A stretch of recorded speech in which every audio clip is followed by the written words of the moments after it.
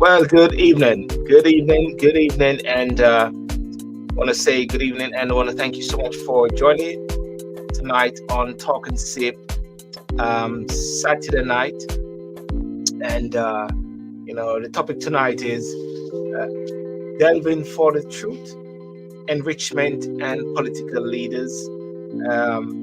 Lots of things which are happening in the world, lots of things are happening in Jamaica. Um, but there's this very interesting thing about political leaders as well. You see the bit which is happening regarding the Prime Minister of Jamaica and the investigation. But there's something which I saw, and it is regarding Keir Starmer. Keir Starmer right here in the UK.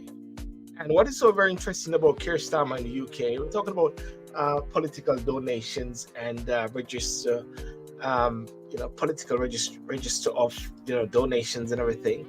And it says the Sir Keir Starmer, Deputy Prime Minister Angela Rayner, and Chancellor Rachel Reeves will not accept any further donation for clothing after a row over gifts. Downing Street says the Prime Minister has faced growing criticism after it emerged he had received more than 16,000 for work clothing and spectacles for him, and further donation for his wife. Former Labour peer Wahid Ali, who made these things. Now, the interesting thing about this is that it is all legal. It is all legal, and but at the same time, it is the outcry of the public because the Culture Secretary, Lisa Nandis, said people are really struggling in this country, and we don't want people to believe that we are living very different lives from them. So therefore, while it is legal, they do not like it. That's a key important thing right there. And Labour is trying to draw a line under the controversy by just simply saying we shall not anymore accept any donation of any clothes, of any glasses. I believe the Prime Minister has also got a box in the arsenal. And the box in arsenal is because he said it's because of security issues. He loves the football, but they have given it to him. I think it's £8,650 for that. And Conservatives is actually talking about this with the Standards Commission. So you see the minor little thing, and it's very minor, I must say, that there's a lot of sort of speculation, investigation into this small thing, and now we jump over into Jamaica now, and what we are seeing something actually very, very, very big, something very big in Jamaica, and one of the things which it talks about in Jamaica is that there's this investigation which is going on, and the investigation is regarding the Prime Minister and his dealings, the Prime Minister and his funding, and the Prime Minister and his money, the Prime Minister and his bank accounts. There's one thing which it said, though. This is what it said. It said that the Prime Minister's wife will have to recuse herself at the same time while this investigation is going on. So it's not over. But one of the things that I want to set out very clear at the start of this show is that the Prime Minister is innocent. This is all an allegation, and therefore there's the Prime Minister has to give his what should I say, his rebuttal, his defense, and of course there's no findings at this time, and there's a lot of things which are happening there. So there's also the what should I say, the threshold whereby it is deemed to be untenable for the Prime Minister to remain as a Prime Minister while certain investigation is going on. We're going to look at that. And chances are we'll have Matondo, who is going to join us later. And we're going to look at that. But ladies and gentlemen, let's start the show Talk and Sip Saturday night.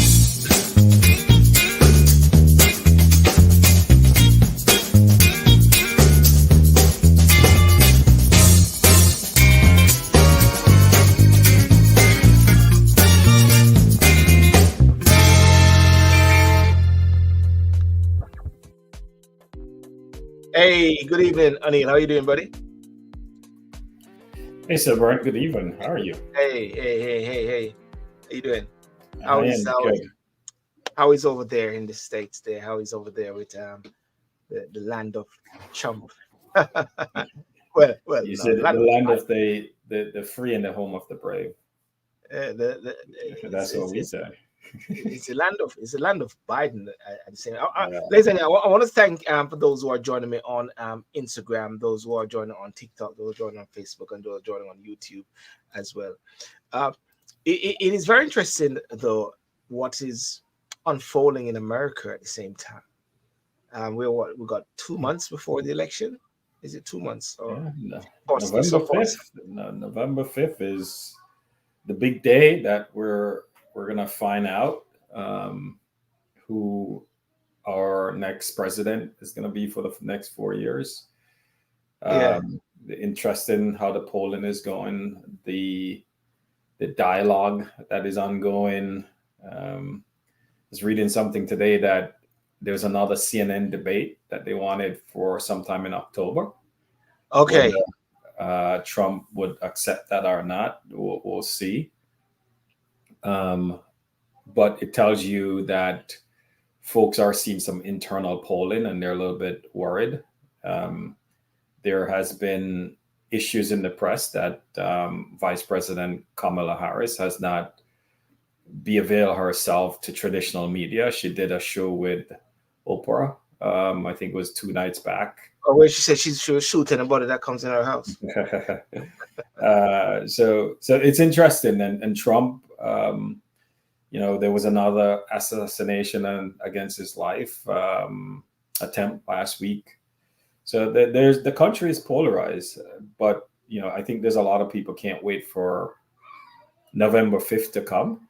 I put it down to this way: any one of those two candidates could win. It's a 50-50 Yes. chance, right? Yes. It's a 50-50 chance. And then the other aspect to that is it will come down to a few states. Mm. The election will come down to, I believe, Pennsylvania, Michigan, and North Carolina, potentially Georgia. Yes. Yes. But if you just look at it from an electoral college perspective, one could argue that Donald Trump has a clearer path to victory because you have to get to 270, right? Mm. And if there's a tie, then it goes to the Congress, who then Yeah. has to break that tie. So I think you will see more and more. You'll see more and more campaigning in Pennsylvania, Michigan, North Carolina, Georgia, because Yeah. that's sort of an Arizona and Nevada. So because anyone win those two states, those four states, you have the presidency. Because what folks outside of the U.S. don't realize, California, New York, big electoral college, that's going to go Democrat most likely. The last Republican that won New York, I believe it was Reagan in the 80s. Yeah. So it's going to be an interesting last sprint, and we'll see what transpires since. They always say you have the October surprise. Yes. Something Yes. always Yes. popped up, but the basic dynamics hasn't changed, Silburn. I think the basic dynamics around the middle class and the inflation and folks feeling it, and regardless of whether folks want to say the economy is getting better, it's Yeah. the folks who are going into grocery stores and seeing the increase, right, and the reduction in their paycheck. They're the one that's feeling it. So I think sometimes folk will say, well, the economy is doing great. Well, that's great for a lot of folks. But the folks who are actually going in, seeing that eggs is costing more, the gasoline is costing more, they're the one that are concerned. So I think that's going to be an important part. I think immigration is going to play an important part in it as well. And we'll see how it plays out over the next 2 months. I must say though, listening to even the one-on-one debate with the vice president doesn't come across very convincing. I must say though, she doesn't come across convincing, and I see some people mimicking her, and she always say, um, "Thank you for that question," and then she started to talk about growing up, and people are saying, "What will you do to help us?" And she never seemed to answer the questions. And that's has been the position the Trump campaign has been taken, to say she's not able to articulate her policy. Even on the Oprah show, folks ask her specific, give me specifics. And I think, she goes back into her talking points, as people would say. But we'll see. Yeah, in my opinion, Silburn, is that people that like Trump is going to like Trump. People that Yes, like Kamala is going to like Kamala, right? yeah, It's the independents she has to convince. That's the yeah, key for her. She has to convince people like myself who are independent to sort of vote for her, and vice versa with Trump. Trump has to convince independent to yes, vote for him, because you always have your party loyalists, yes. and what you No got to matter what, convince, no no matter matter what. what, right? You have the party Yeah. loyalists. So it's the independents that will play a huge part in the election, because early election starts already. Well, Silburn. I saw people voting already. Yes, Yeah, yes, yes. People voting already and stuff like that. so it's going to be interesting to see how it manifests itself. Yeah. So tell me, what are you drinking on it? What are you drinking? Just water, man. Just water. I'm having some Just, mix something just, in just water. here. Yeah. And yeah. Did you hear what I said earlier when I spoke about Oh, hi Michelle. How are you? Michelle is there saying hello, Anil. Hey, Michelle. Yeah.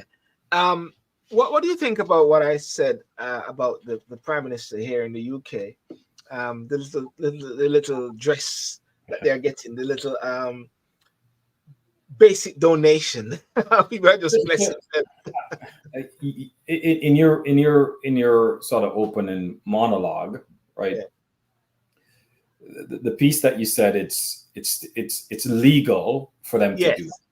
I think Yes. I forgot who you said, but it's all around perception, right? It's Yes. all around perception, where the British people are having a hard time, Yes. and what some people who you sort of cited that says, you know, we don't want the British public to think we're living one life and they live in a different life. Mm. So I think that's important around the perception. So, you mentioned that the prime minister decided to say, hey, we're not going to take any more gifts, right? Yes. I think in a normal course, where if the economy was booming, everybody was doing well, nobody would care.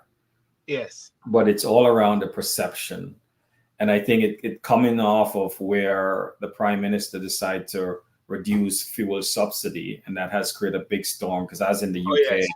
last Yes. week. So I think there's many facets that sort of put it, where some people are saying, hey, you gave so much, increase to this population, and then you decide to Yeah. reduce this other population. So I think those are some of the dynamics that's playing out. The fuel subsidy is going to be an interesting bit to see Yeah. how that manifests itself over the next couple of months, because when you have 50 of your own MP decide to sit out and said, look, we can't take money from the most vulnerable pensioners, and then decide that we're going to increase I think the junior doctors by 23% increase above Yeah. inflation. I think there's a lot of people that are And talking also about. the train drivers as well, Yeah, getting a big whopping there. yeah, At the same time, there's 22 billion black hole, which everybody's talking about, but at the same time, they had a choice of actually dipping into it. I found it very quickly though that they have done so much so far in the quick, like they just wanted, like they really don't realize that you're now the prime minister, you're now the government. You really just take your time and just go with the flow. It's like I'm surprised.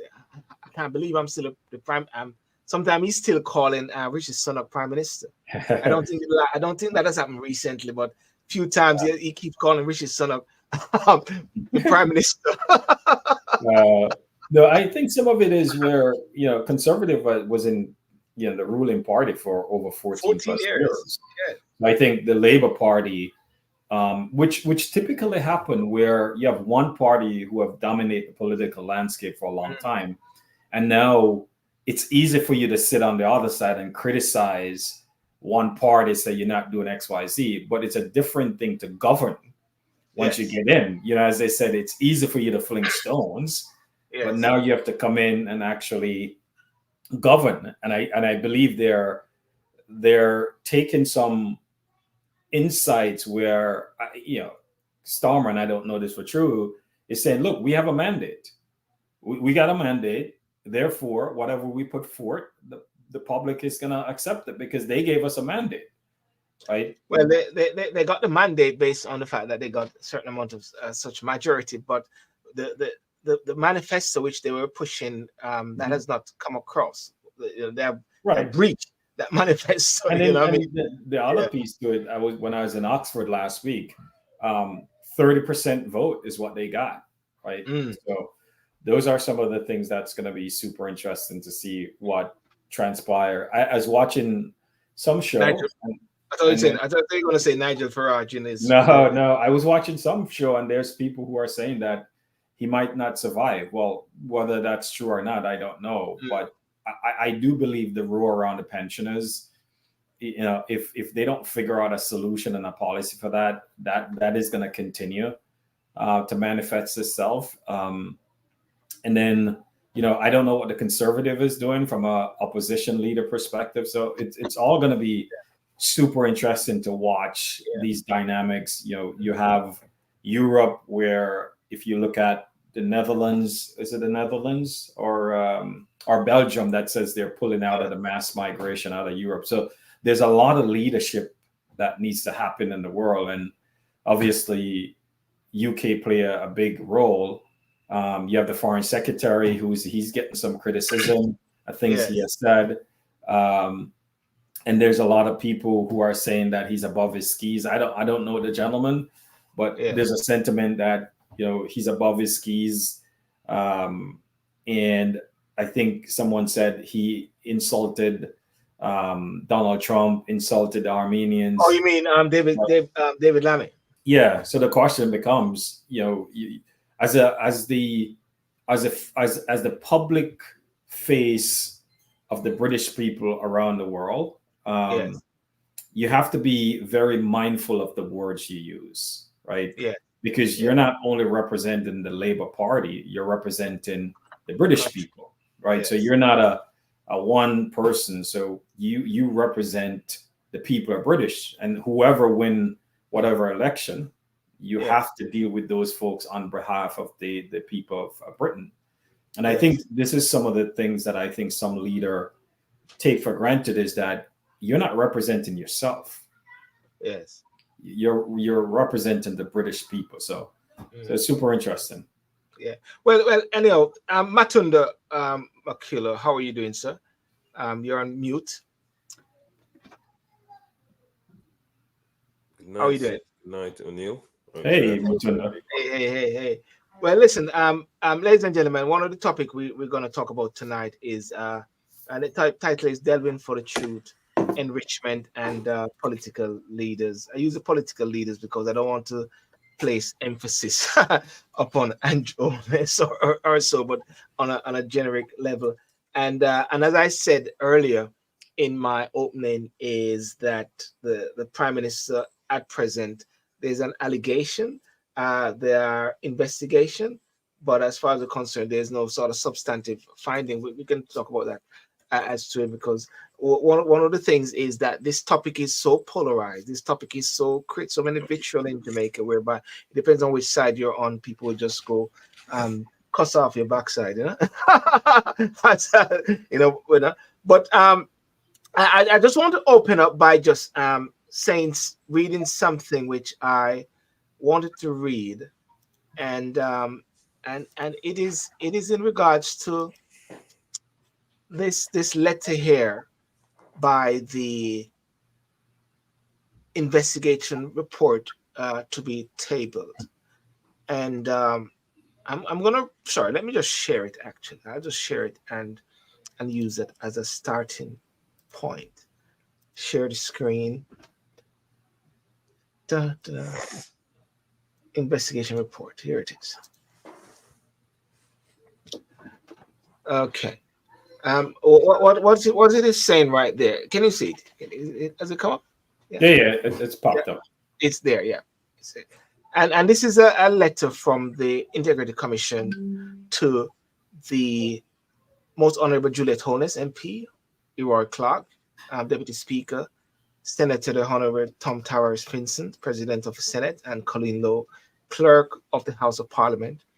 And said, Dear Honorable Speaker, and you notice what, and I'm going to point out some things here. Dear Honorable Speaker, Deputy Speaker, Honorable President, and Clerk to the Houses, resubmission of report of investigation conducted into the statutory declaration submitted by the Most Honorable Mr. Andrew Holness, Prime Minister for the years 2019 to 22 in respect of concerns that he owns assets disproportionate to his lawful earnings, and that he made false statements in his statutory declaration by way of omissions contrary to the law.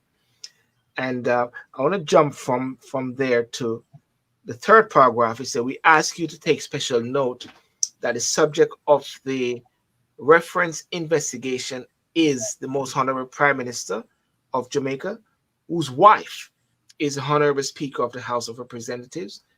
In consequence and in the interest of good governance, the Honorable Speaker may deem it appropriate to recuse herself from the Parliament processes that are and will be associated with this matter. It is for the reason that this letter is also addressed directly to the Deputy Speaker and to the Clerk of the House.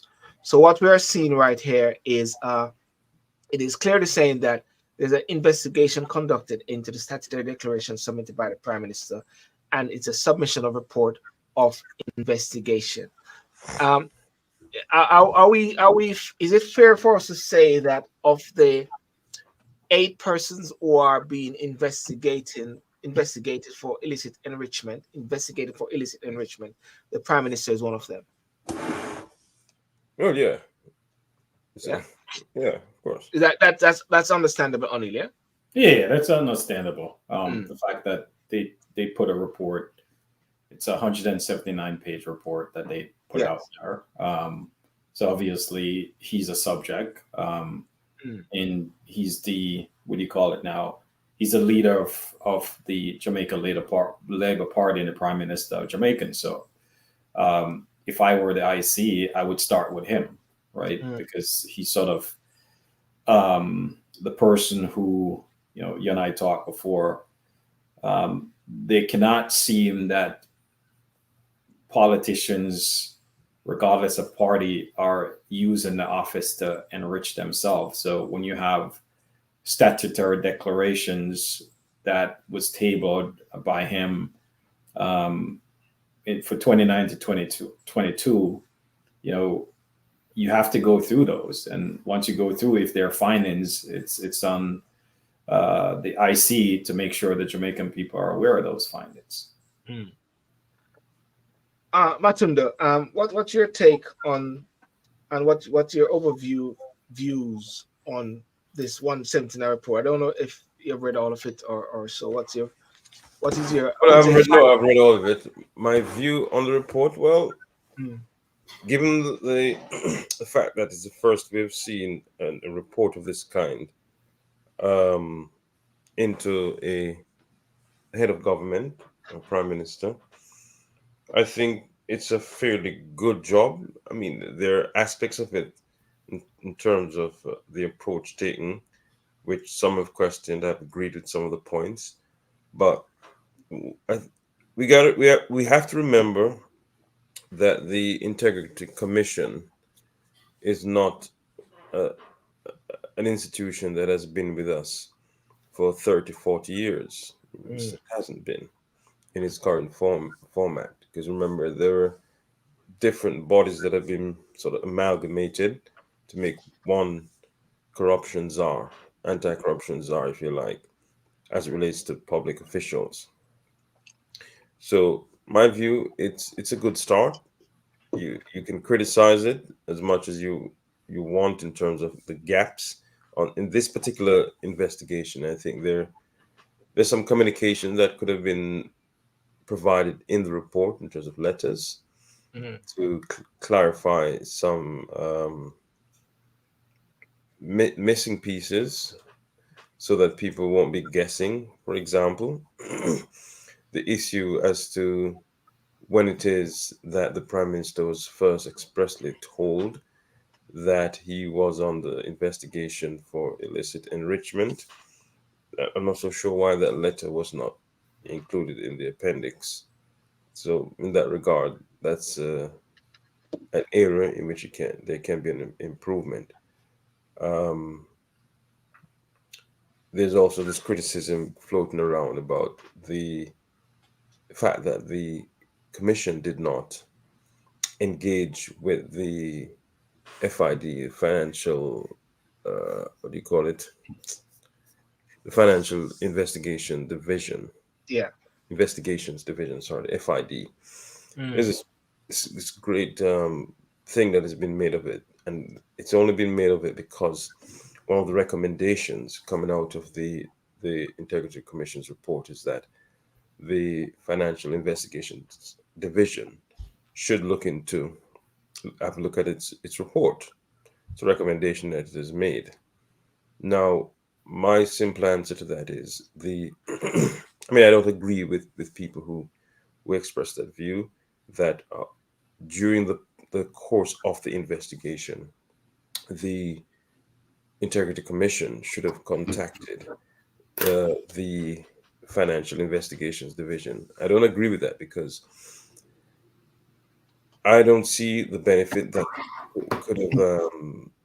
One, I don't see the benefit to Mr. Holness for it being done at the time, having regard to the fact that the IC Integrity Mm. Commission has a discretionary power, wide discretionary power over how it conducts its investigation. It has Yes. that wide discretionary power, how it goes about doing so. And in my view, unless you can show me that the having selected this particular approach, that Mr. Holness had been disadvantaged, I'm not Mm. so sure you can be telling me that it should have contacted the the FID. It has a memorandum of understanding with the FID, but how it used and when it does use that memorandum of understanding is Mm. again part and parcel of it's its own discretion. You can only criticize how they have exercised that discretion if you can show me that this methodology or this approach used was placed Mr. Onus at a disadvantage, or you can show me that it was an irrational decision not to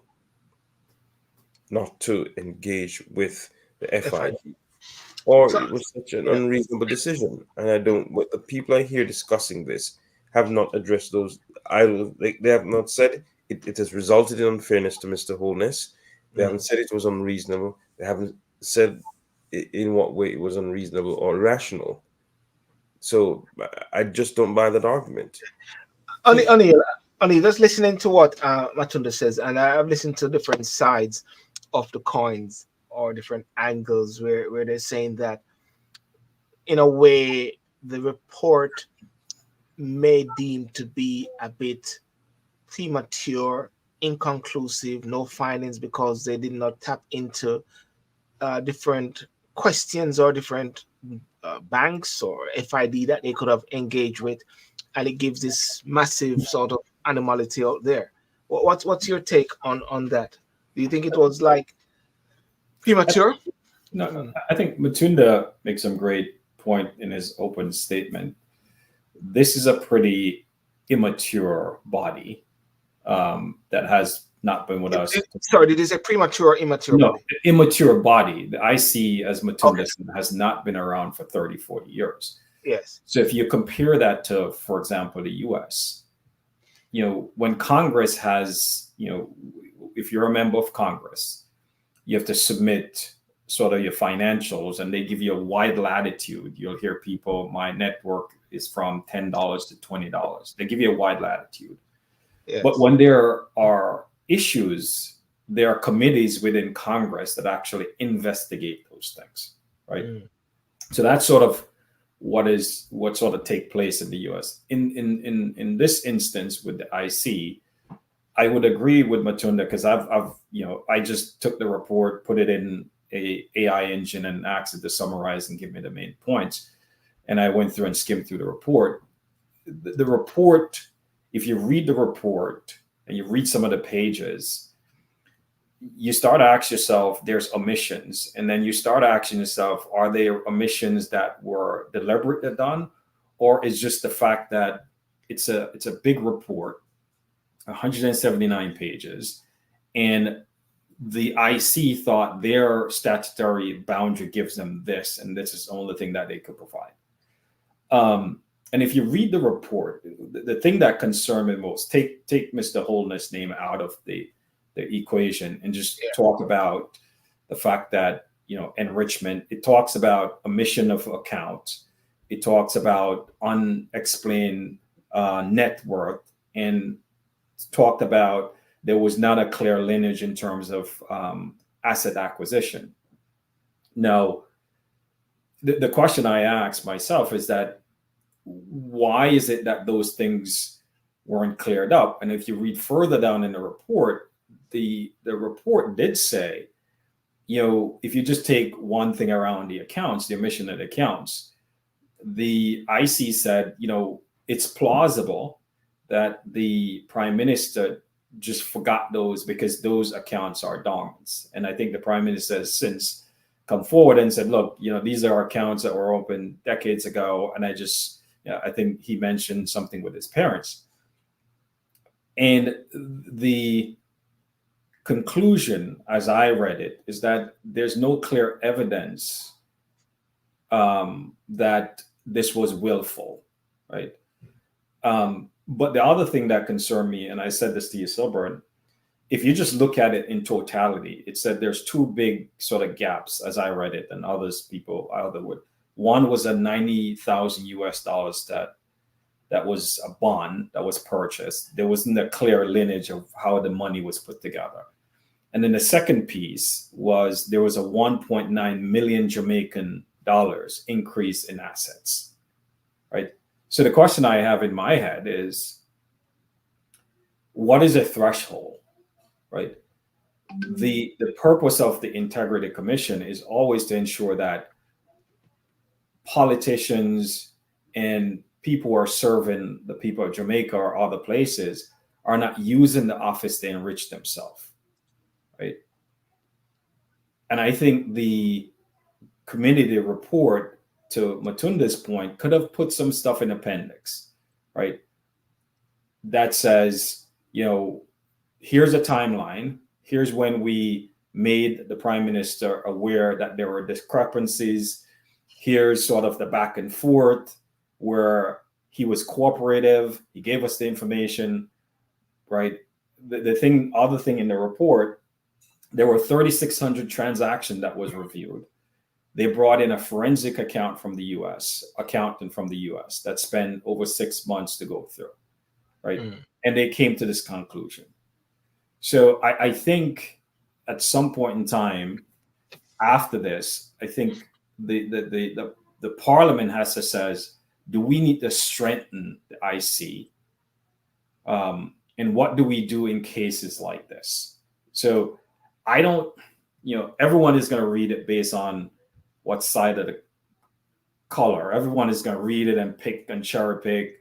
But I would suggest to people read the report in the totality, because the report is there. And I don't think there's any, this is my view, I don't think there was anything super concerning for me in that report that says the prime minister willfully did X, right?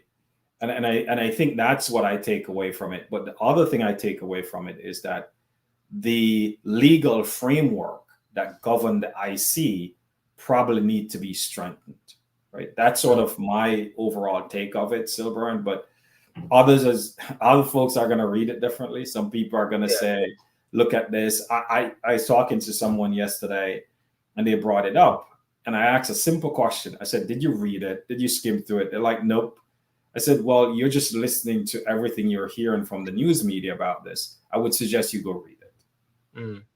It is correct that it's a very detailed report, and my review of it, I've seen different aspects. We talk about conflict of interest. You're talking about the property, the business that he has. You talk about tax issue, tax evasion, also which is charity things. So there are different aspects to it, and there's also the whole bit about the money aspect. Matondo, um, the bit about going towards the FID, is it that the Integrity Commission um, need to escalate it to a next level, to take it to a next level, or so? But why the FID, the Financial Independent? I have it right here. The Financial Investigations Division.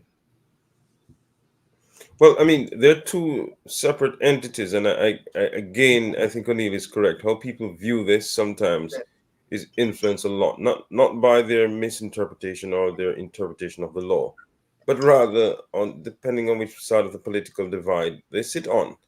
I've Yes. You see the FID role in the 20 it's set out in the 2010 legislation that governs the FID is to really look into financial crimes. The role Yes. of the Integrity Commission is to look at corruption Mm. and public officials. The FID's remit is not limited to an investigation into financial crimes for public servants. It can look at Anyone, financial crimes crimes. with anyone in the country. Mm. And financial crimes are not necessarily crimes that come about because of corruption per se. Not all financial crimes are the result come about because of corruption in public life. Mm. Okay, because you can have corruption outside of that. And so, my take on what the IC has done in making that recommendation, they've said effectively, your remit is much broader than ours. We have seen things effectively that I think you will and should be interested. For example, page 83 of the report. Between May and July 2020, there were 20 cardless cash deposits totaling 4.5 million were made to Mr. Honus's Jamaican National Bank account. The depositor's identity unknown. Mm. That, on any analysis, must and should raise a concern as it relates to issues of money laundering. It's something called structuring and smurfing in money laundering law. But at the basic level, on first glance, that would raise the tentacles of anyone sitting in the FID. And so I think it's right that the IC does say to the FID, have a look at this. Mm. Because the IC could not make any pronouncements as it relates to money laundering and those. Cannot.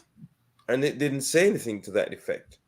But given that the commission is peopled or populated by predominantly lawyers, I'm not surprised that they say there's a piece of statute and there's an institution that can look at this thing. Mm. We think they should look at it. And they've made that recommendation. Of course, if you read, I think, section 5 of the FID period legislation, you realize that the FID never needed the IC in strict terms to make a recommendation to it. The Yes. FID could easily take this up if it wants. If it Yes. wants to. Yes. So, Yeah. Go, keep talking. Keep talking. Sorry. Yeah. so I don't see it. I don't see it as a bad thing that the IC has said to the FID, have a look at it, have a look at this, because they're two separate, distinct institutions looking at two distinct things. The financial crimes have a much broader definition than, say, corruption. And I'm not so sure that the prime minister, at a sober moment, at least his advisors and those within the Jamaican Labour Party, for Yes. example, Senator Golding, I can't remember her first name, no disrespect intended. I think Sandra Golding, I think. Well, don't quote me on that. She's saying, well, why didn't you get the FID involved whilst you were investigating? To do what? To model the waters? Yes. I mean, There's the IC could not deliver a yeah, report saying yeah. anything about money laundering, for example. So why get the FID involved before we've ended this? There was inconclusive evidence as it relates to um, in illicit enrichment. Okay, inconclusive. We can't come to a decision on that. Yes. However, we think that there are things that you, the FID, given your statutory remit and function, would want to take a look at. Nothing is wrong with that. And that happens across the Yeah. board, where if you, sorry, Yeah, keep that talking. happens Yeah. across the board. A lot, not just across the world. One institution is looking at something that might be of interest to another institution. Yeah. So that institution is invited to look at it. So I think the piece of the story that's important as you dive into the details is that the investigation found no legal basis for prosecution, but they did have concerns based on the two things you just, and what they're asking the FID is that you might want to take a look at certain transactions to make sure they're in compliance with Jamaica laws, right? That doesn't, to your point, Matunda, that doesn't mean it's a pejorative statement. It just means that, hey, we don't have the legal framework, but there are some things you might have to take a look at to just make sure, to your point, Matunda, was taxes paid, et cetera, right? So I want people to not forget that they didn't find a legal basis for prosecution, despite the concerns around the accounts, because they felt that the accounts were dormant. And it just, and I was telling Silburn, years ago, my dad had opened an account for me that I had no clue. He probably had asked me like 20, 30 years ago. And I was doing something and it came up and they're like, hey, you didn't tell us about this account. I was like, I have no clue this account. Right. And I had to go back to my dad. I was like, Dad, do you know this account? He's like, oh, yeah. I open it and put your name on it. Right. So there are plausible things here. But I think the piece is that they should clear the prime minister, is look at the parts and say, hey, we looked at this, we examined this, and everything is fine. Because I think if you don't do that, because of that bit around the FID, there will be a cloud. And depending on what political side you're on, you're going to use it to cause rain. And I think that's the issue that they have to clear up. I wanted to. There's a point though, which was very interesting there. And Matondo, you highlight about lawyers, all the different lawyers, because Tom Tavares Finson, who is the president of the Senate, had said that the IC don't have any standing or local standard to make any referral to the FID. Remember? And then I think Golan is actually saying they should have done that. And then I also listened to Emily Shields, who said they should have done that. So people, and it's so right what you said, O'Neill, that if people don't read it properly, they should have done what? Sorry. Huh? They should have done what? FID. They should have brought in the FID. There's something. They should have brought it. Yeah. Yeah, but to what end? I asked the question. To what end? Yeah, right. Yeah. This is So what can end? let me give a parallel. You go ahead. In the US, right? To this day, if you have an issue within Congress around stock purchases, there's a committee that actually investigate to see if you broke any law. They don't bring in the FBI right away or FinCEN and say, let's put this all together, right? There's a process, and Matondo is right to say, to what end? Why would you? Because now, guess what? You're setting a precedent that every report that is tabled as IC is going through their motion, they will need to bring in the FID as part of their process. Yeah, and it just is. I keep saying, and I keep those persons who are making this point, they cannot point to any disadvantage to Mr. Holness or anyone being investigated, if as a result of the IC's decision not to get the FID involved before it finalized the report. What is the disadvantage to the investigated? What is the disadvantage? And what advantage is the FID bringing to the table that could be beneficial? For example, the IC can request documents of the persons. I accept that the FID has a wider ambit. For example, it can monitor your account, it can apply for production orders. But clearly, the investigator thought and never thought he needed those things during the investigation. So, and that does not disadvantage Mr. Holness.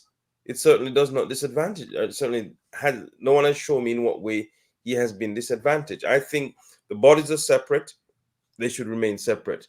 The ambit of the FID is much wider, and as O'Neill said, in other jurisdictions or in one other jurisdiction, when the legislature is examining something, a purchase of stocks, the legislature has its own committee, for example, that looks into that.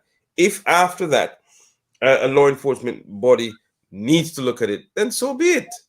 So be it. And the other thing to that, which this is where I think there are gaps in the report, of sort of the three sort of transactions that they're saying, hey, take a look at it.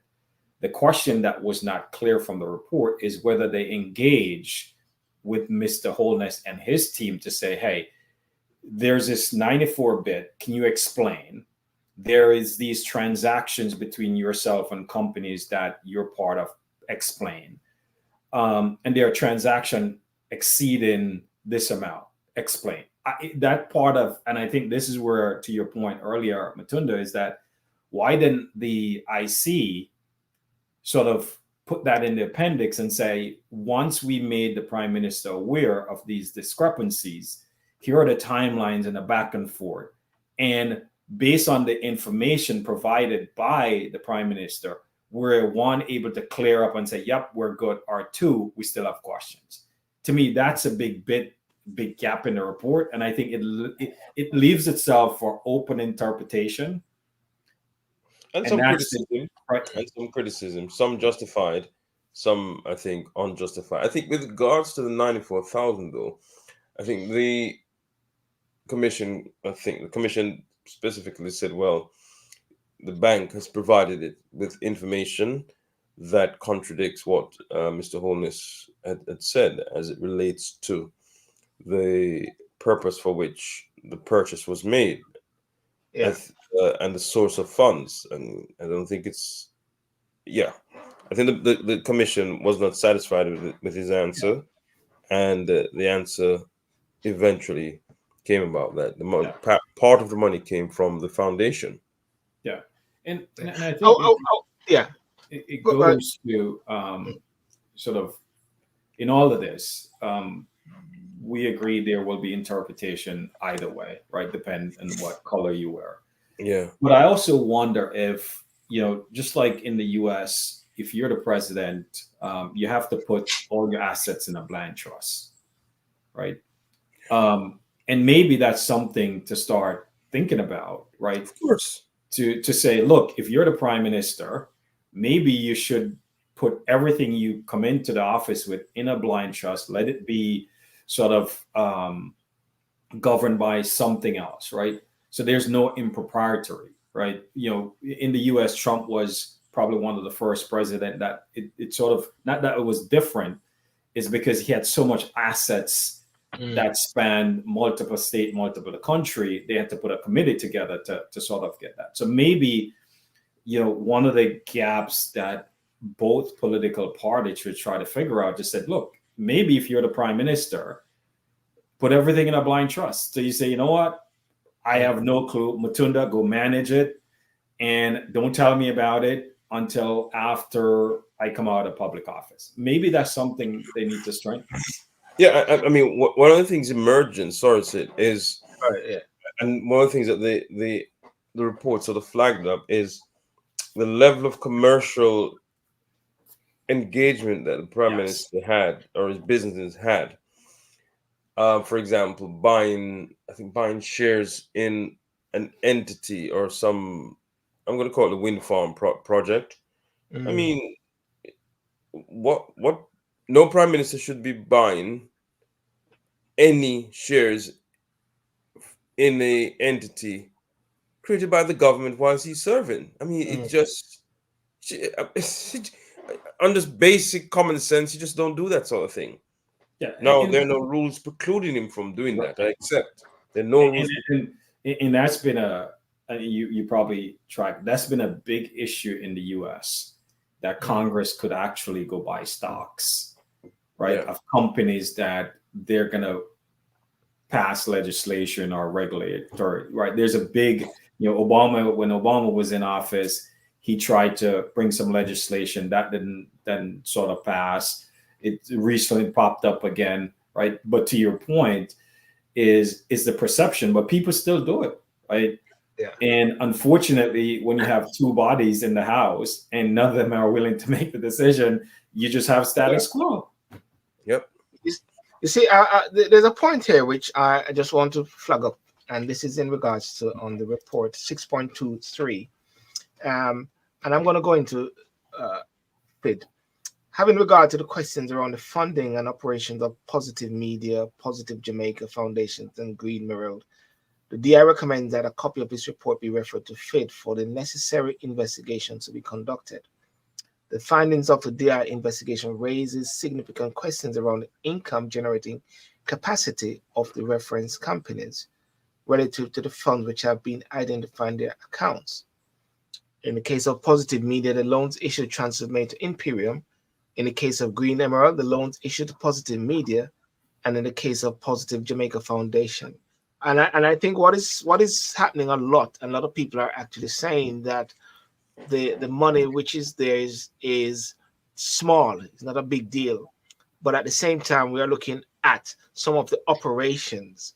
Now, FID, for argument's sake, for FID, what it says about FID is a division of the Ministry of Finance and Planning, right? Ministry of Finance and Planning. Let me go there. And FID being in existence was formed on December the 16th, 2002 through the merger of the Financial Crime Unit of the Director of Public Prosecution, DPP, and the Revenue Public Protection Division, RPD, of the Ministry of Finance and Planning, MOFP, as the investigatory entity for both tax-related and financial crime matters, including money laundering. Now, a lot of people have been saying that the Prime Minister need to go, the Prime Minister need to step down, Prime Minister need to step down.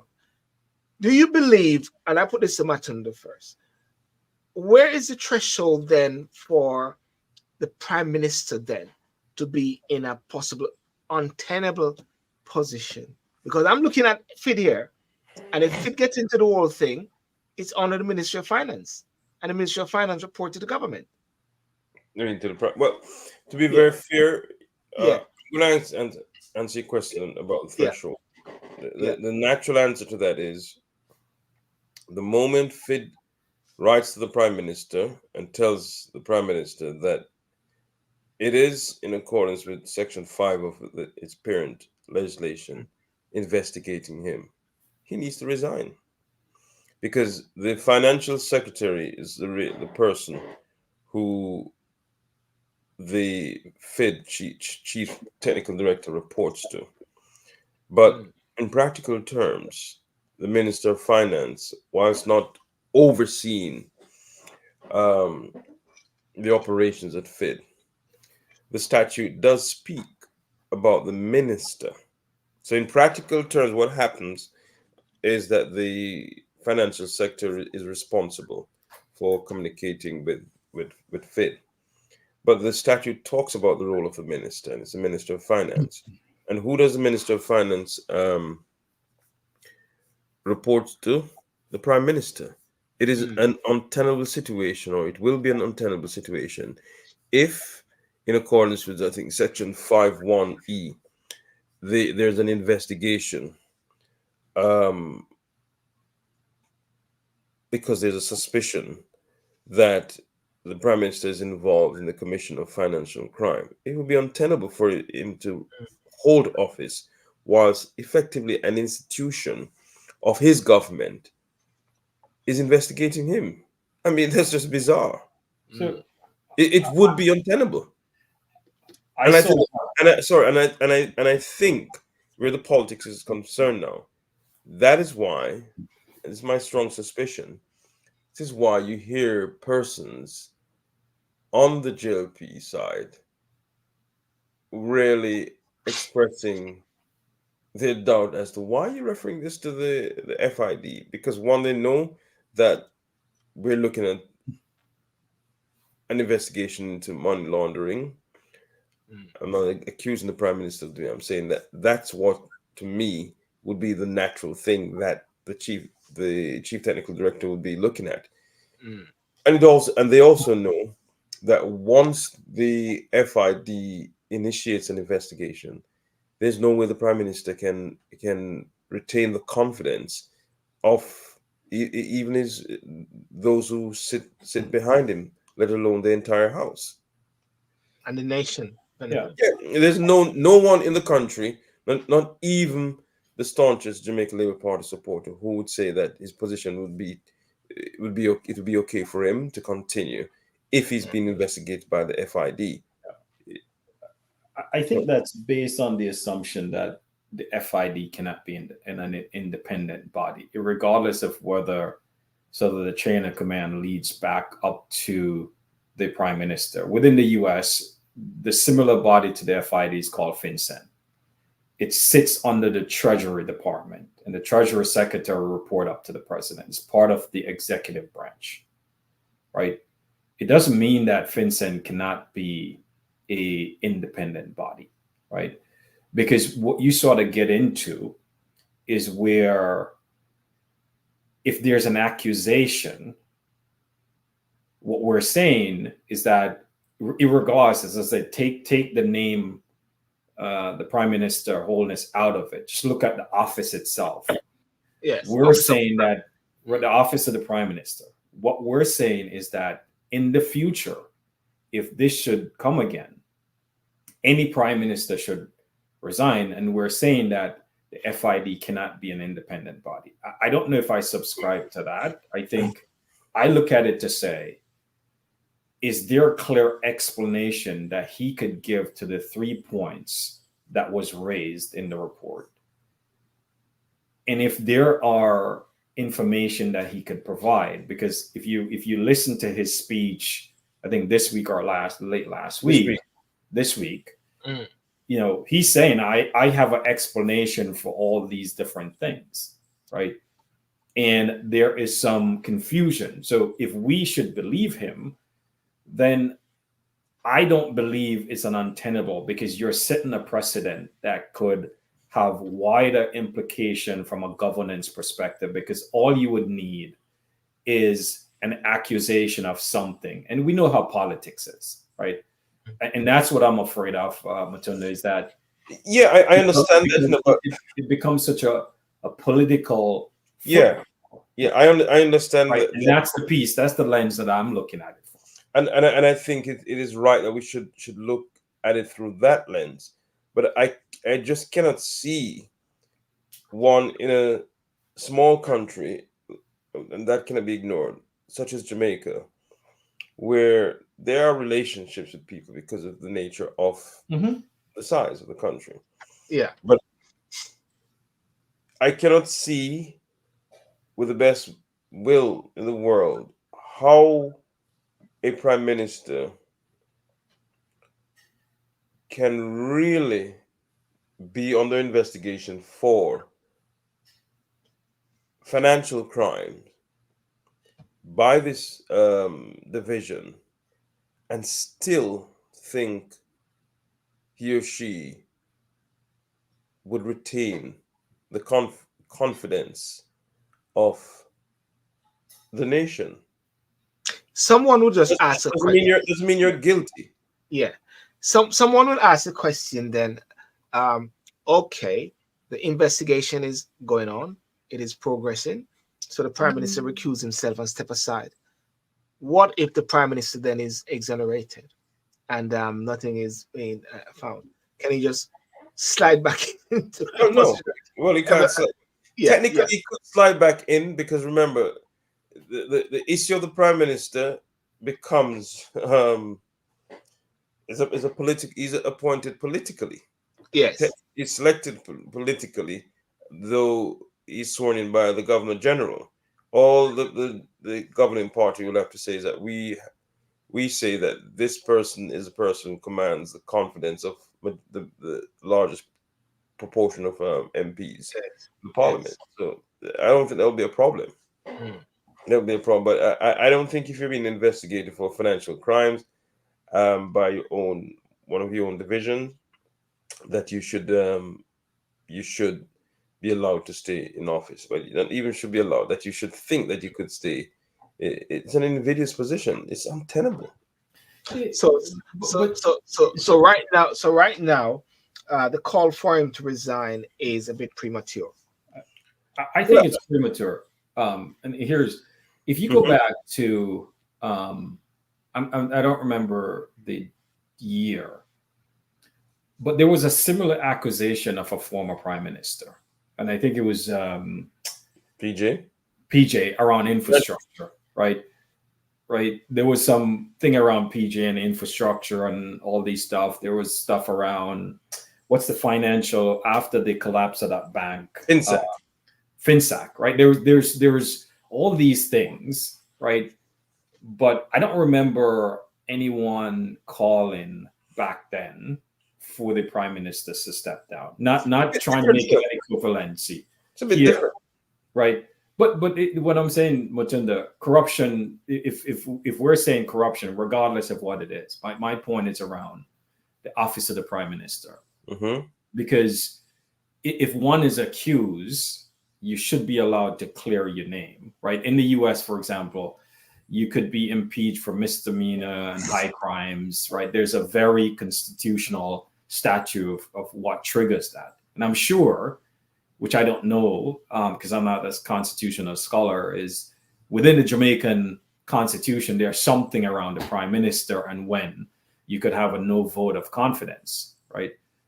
I think it's much more, in my opinion, a more personal choice to say, in the interest of the country, then X, right? But I the concern I have is when we set a precedent, and when you set a precedent, that could create destabilizing forces that are unintended in the long term. So we sort of get a short term victory to say yes, but the longer term implication could be instability, right? And that's what I worry about. It's like, what's the balance here? You know, and to me, we have to get to a balance because So you're talking about like a precedent being set. Yeah, but it's a balance because but nothing's wrong with that, is there? No, I'm not saying nothing is wrong with it, but we have to be very careful and thoughtful, right? Because there are countries, you could look at the history of countries in recent years that have gone through this and have used it and have created more instability in those countries than was intended, right? So I think we just have to balance. I mean, I hear the point you make about we don't want to create a situation where we give political parties the opportunity to just literally play games and oust someone who they probably have no other means of getting out of office. to raise some allegations. But the difference here is this, that all of this has stemmed from the declarations point. Yeah? From the declaration point. Because remember, it started off with you fill out your statutory declaration, and it has now mushroomed into this. So I don't think a willy-nilly allegation would necessarily cause someone to resign. There's a report there and their question, I said, page 83, for example, raise some questions, some issues that I think on any analysis must be answered. You don't have 80 odd deposits in your account over May to July of 1 year, cash deposits of 4 point something million. That must raise concern for anyone. And the prime minister or anyone in that position in government should, if the FID comes knocking at the door, should step aside. I mean, 80 odd deposits over that period is a lot of money. But also, we should put it in the context. We're not talking about 4.4 million US dollars. We're talking about 4.4 million Jamaican dollars. In cash. In cash is petty cash. People do petty cash. Not $4 million in Jamaica. Well, there's a precedent. I have friends who own companies and they do petty cash, which is a cash transaction you put and you get, because it's not that it's a practice that is not out there. A lot of people who own companies, they do petty cash. That's how they get cash out for whatever reason, right? Yeah. So I don't think we should, because when people hear 4.4 million, they're like, wow, 4.4, it's 4.4 million Jamaican dollars. If you multiply, it's probably about 15,000. And if I just look at his net worth, the issue is not even just the cash, but the fact that the name of the depositor is not there. Yeah, well, that he has to explain. But I think my point is, we just want to put it in context, because when people hear the term 4.4 million, a lot of people will equate that to a number, and it's like 15K. And if you are someone in his stature with his in net worth, taking $15,000 over a year is not something that over a year. It's about 3 months. It's like if you look at like my son, I'll give you a perfect example. My son is in college, right? And every month I have to give him $1,000. Yeah. Right. Okay. I want when you look at it, I understand that point, but I think the real point is there's 83 deposits, and the person depositing the money is not known. Yeah. There's another bit I just want to go on, because I want to wrap up on this bit here now. Because one other thing I don't want to do is to labor on this, but there's another aspect of it, and I'm looking at some solution, is 6.24 that says, consequent on the finding that Mr. Norman Brown, a business partner of Mr. Holiness, is the chairman of two of Jamaica Large Development Corporation, the UDC and the Housing Agency of Jamaica, within Mr. Holiness' ministerial portfolio. The DI recommended a copy of the report be referred to the Ethics Committee. Isn't this something very dangerous again that we have? There need to be some sort of managing up all of this, whereby appointment of these chairmen, appointment of these people on the board, willy-nilly by prime ministers, especially whenever they gain power. And we are seeing something right there now, which a clear conflict of interest. As Michelle said earlier, there was a clear conflict of interest when he appointed not appointed, but when the wife became the speaker. Hence the reason why in the first, second, third paragraph of the report, it says she needs to recuse herself, which is the whole point. Which I think that's a fair point. And we have talked about it, that even though it's legal, yes, the perception, right? This is something that, the perception is there. And maybe if the three of us was in a position to do that, we would probably take a different direction and say, you know what, in the best interest of transparency, etc.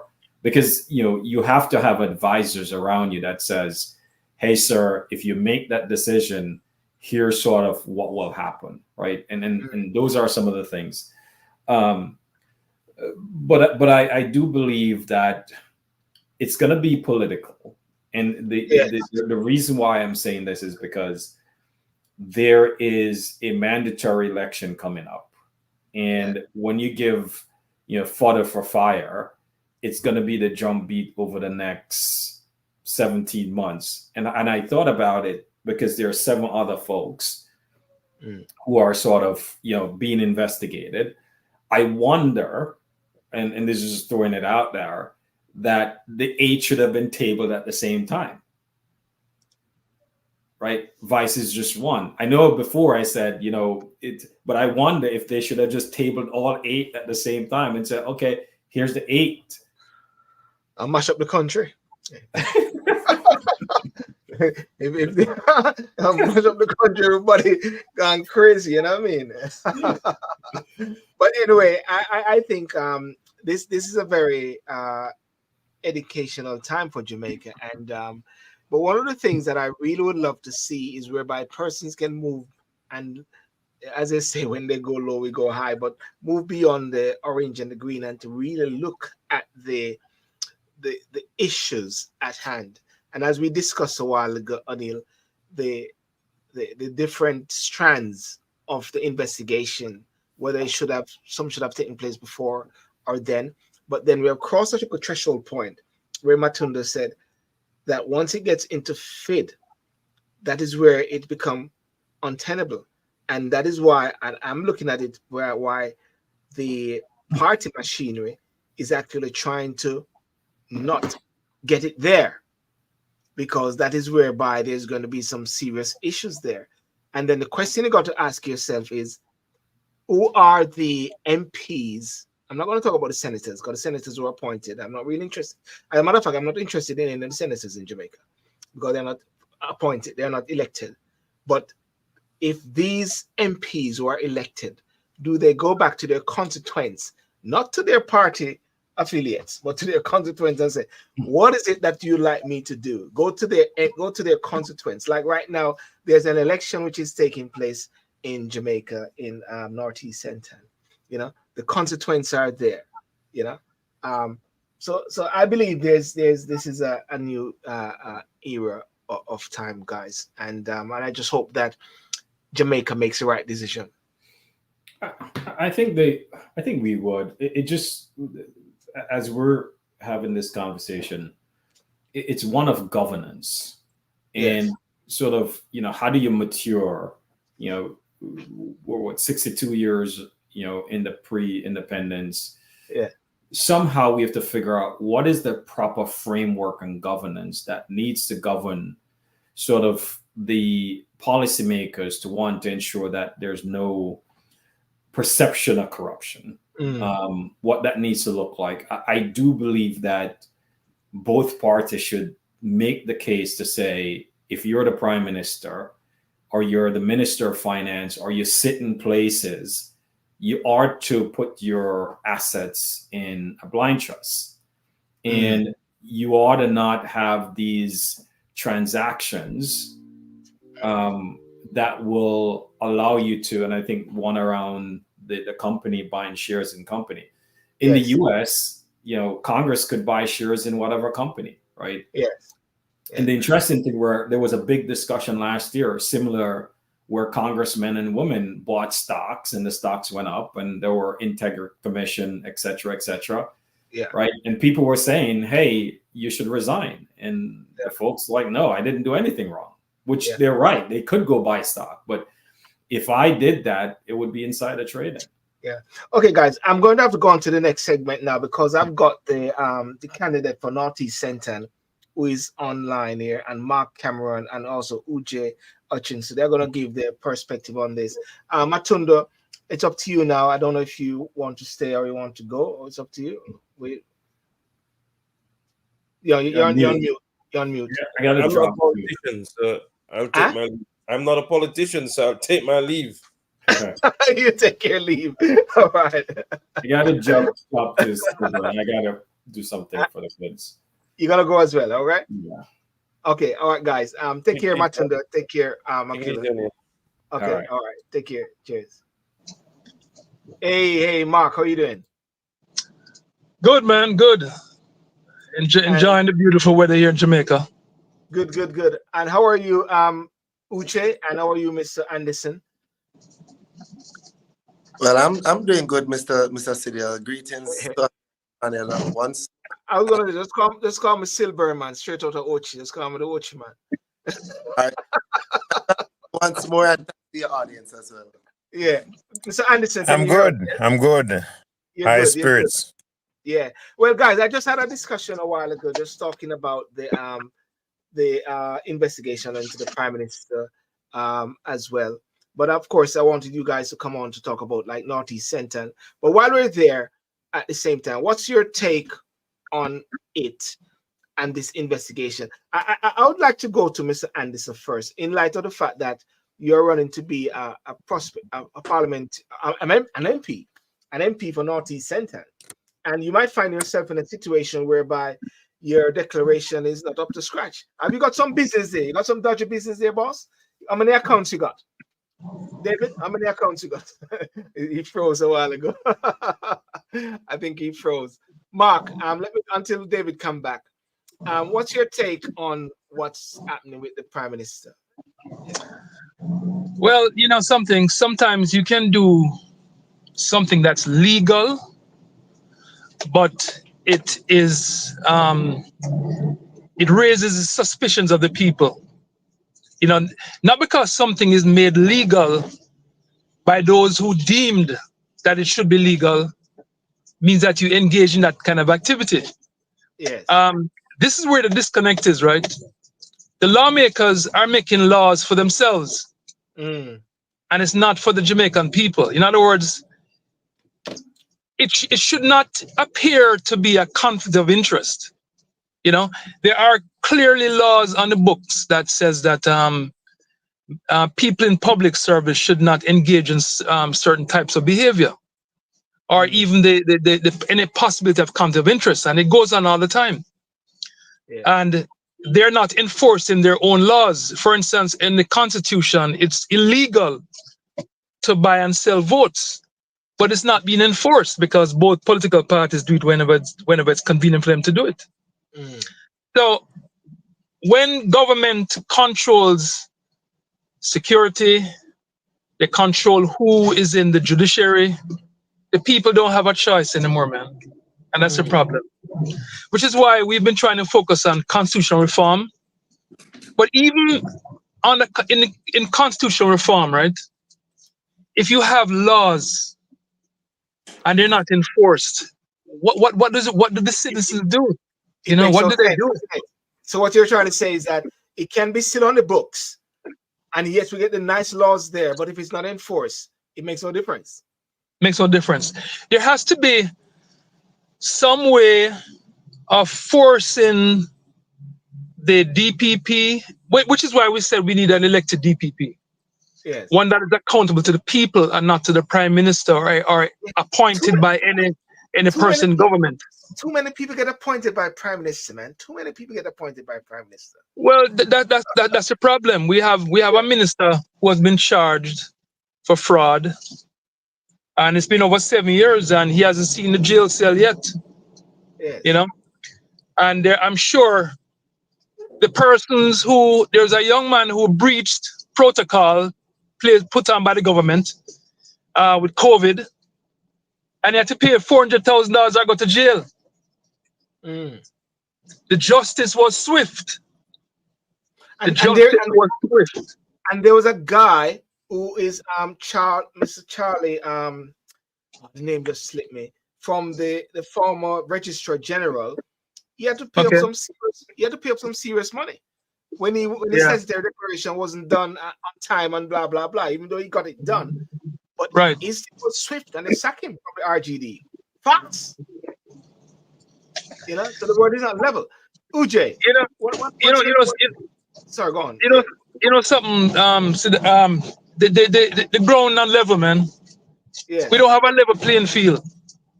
And when I look on all the injustices that go on around the country, it's really sad because we talk about a democracy and all of that, but Jamaica, you know, we're not. You know, there's unequal justice, preferential treatment. There's no regard for meritocracy. you can have people in a position that they're not qualified, but because they're politically aligned, they will get that position. So that's why you have. And they're loyal. And they are loyal. Oh yeah, and that's why you have this level of dysfunction, because you have people in certain places that are not qualified. So Jamaica cannot realize its true potential under the present system we have. It's not going to happen. Yes. It's not going to happen. So what you're saying, it's a system. It doesn't matter if you move from JLP to PNP, PNP to JLP. It's a system has got to be overall. That's what you're saying, Mark, isn't it? Let me give you a good example, right? Yes.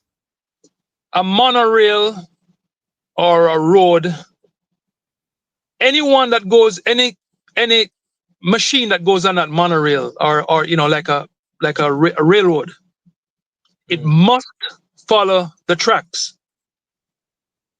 You can't deviate from the tracks. Yeah.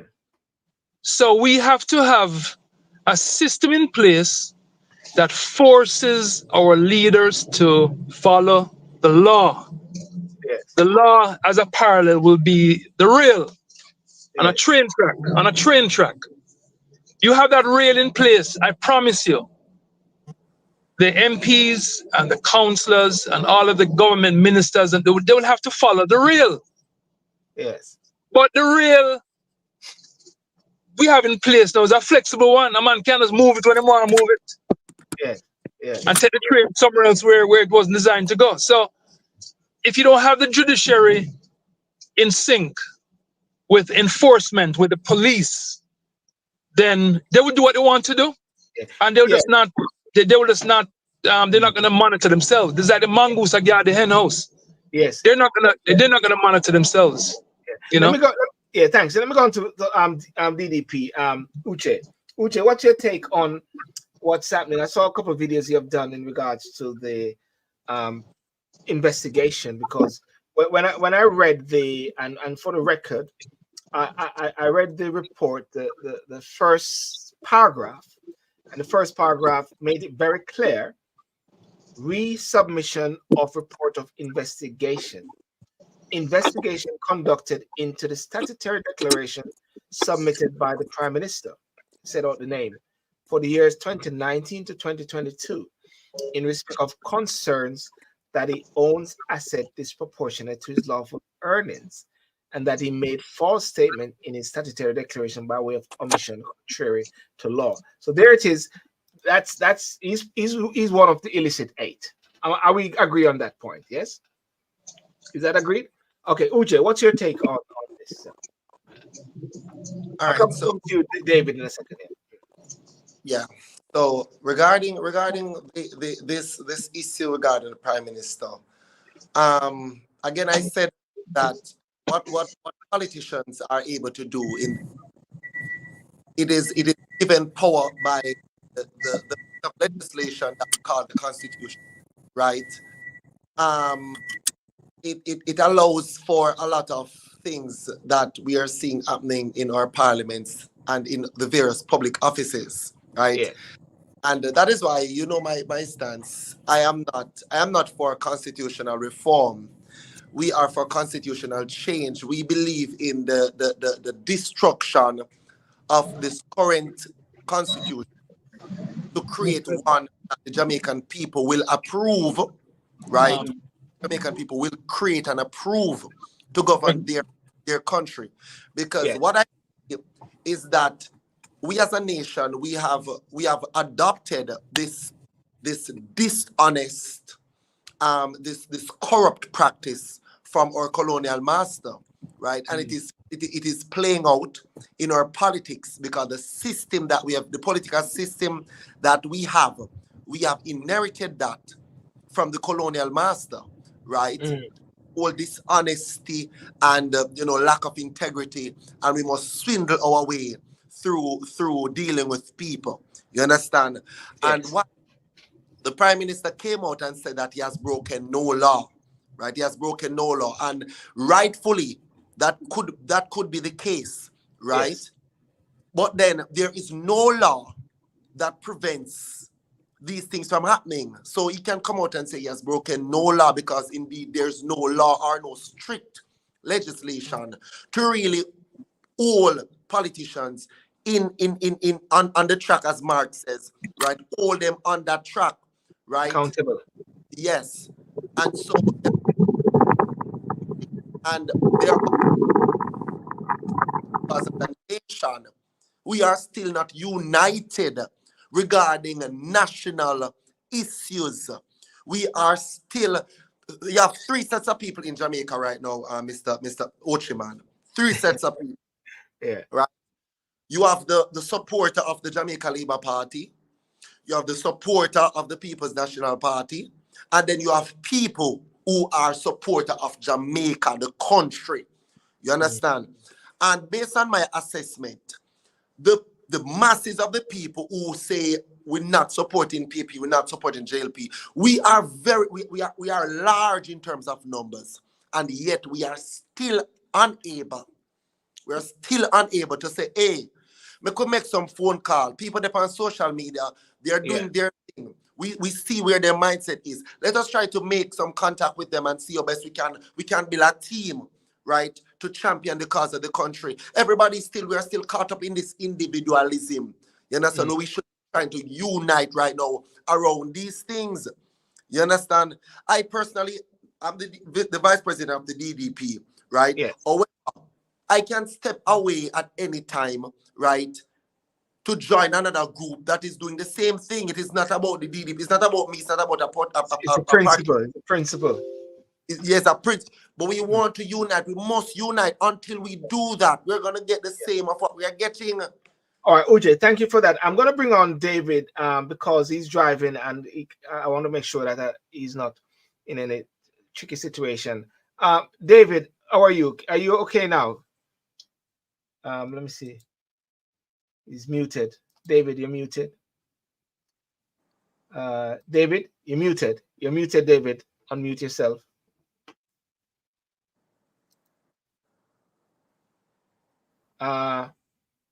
David, if you unmute yourself, let me see. No, he's hearing either. I don't know if he's hearing. Hearing either. He's trying to talk, but he's on mute. He's mute. You're muted. You need to unmute yourself. Unmute yourself.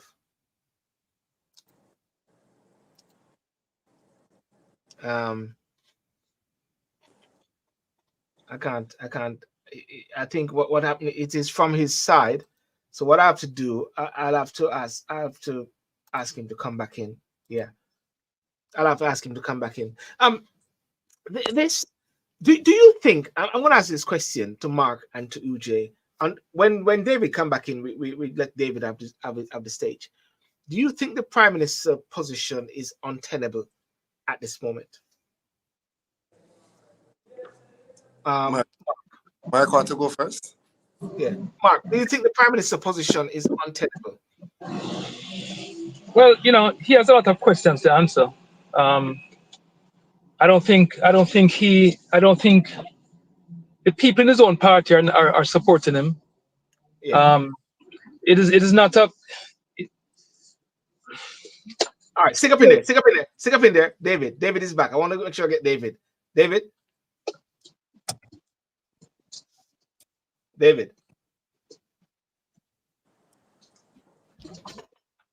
can you hear us, David? No, he's not hearing. He's not happening. David on the campaign trail. You're on the campaign trail. I guess we got evidence. Yes, can you hear me? We can hear you now. Yes. We have evidence that you're Yes, I'm here. Can you hear me? Yes, sir. We have evidence that you're on the campaign trail because we can see you. Can you hear me? We can hear you. We can hear you. Yes. We can hear you, but it seems like it's not going to be working for you, David, today. Connection is bad. Yes. Yes, again. In his constituency, yes, there are a lot of hills and valleys around there, no? Okay, in Northeast Sentan. Yeah, I know he's working really hard. But yesterday I spent the day with him, and his support he's getting support from all sides, from GLP, PMP, and independents. From GLP as well. Yeah, yeah. So I am predicting a surprise, a big surprise for the Jamaican people, because this is a man that grew up in that area, you know. Yeah, yeah. He fits the criteria for Up Jamaica and other political movements that are looking for accountability. Yes. We believe that he must come from the constituency. I mean, this is our candidate. This is a person that was born there, and as him said, him never string cutlass. He's well liked by the people. He didn't get up and say one day I want to be a politician. He was actually drafted in by a lady who I met yesterday, who confirmed that she was the one that got him into politics. She's the one that approached him and said, "Hey, maybe you should step up and try to serve the community." And I'm happy that he took that initiative to go ahead and do it. You know, I mean, I'm gonna say something to you. Yesterday I was at a PMP. Well, we were at a location, having drink, having something to eat, and we did not know. You can't say you were drinking, Mark, as well. No, no. I did not know, right? We did not know that the PMP were having their little gathering at the same place. Yes. So guess who showed up? The PMP caretaker for Northeast Senton showed up at the same time, at the same place. I think he's gonna live long. Because somebody just said on TikTok, Dr. Ryan Simpson, constituency in Essa. Somebody just said that a while ago on TikTok. Yes. Yeah, he showed up with some of his workers. Yes. Campaign workers at the same time that David Anderson was there. Yes. And you would think that it would be kind of chilly and like kind of cold reception. Yes. But the people that were there were very warm to Mr. Anderson. So it seems as if they're being forced to follow what the leader says. But the leader didn't consult the people on what they wanted to do. You mean in Northeast Center? Right, which is and I told Mr. Ryan that. I said, man, him says that him says that, well, whatever. He said something. And what I said to him was that it's a wrong move, because what you have showed the people is that your strategy, if you want to call it that, is more important than serving the needs of the people. And Mark, that is so important. So important, whereby the people need a voice, and the people need to have options, alternative, because they want to know that the party structure is also supportive of them as well. And I believe, in a sense, that it could have been, and it may have been, and it is. I think it's a bad decision by the PNP in a way. But at the same time, Mr. Anderson has a rise. At the same time, you know. Well, it's a bad decision for the PMP, but a very good decision for all independent thinkers. Yes. Who want a different kind of governance. It's amazing when I had a discussion with Mr. Anderson to see if we're aligned. Everything that he initiated and wanted for the country was what an Up Jamaica wanted, or NDM, or any other independent movement. We want exactly what is going to work for the people. And it seems that the colonial governments, successive governments, want to keep a system in place that they are our bosses. They tell us what to do. They lock us down. During the COVID, them lock us down. They do what they want. No consultation with the people. Nobody said, hey, this is where we're going. Well, what do you think? Yes. There's no consultation with the Jamaican people about the direction of the country. They just do what they want to do. Uche, I was thinking a while ago, in regards to issues with the Prime Minister. And I made a statement at the start of my show to say, for the record, the Prime Minister is not guilty, because you're innocent until proven guilty. I've also said that the Prime Minister, there's no findings by the IC, Integrity Commission, but they want to make a reference to FID, the financial what do you call it? Let me get it right, because I was reading it a while ago.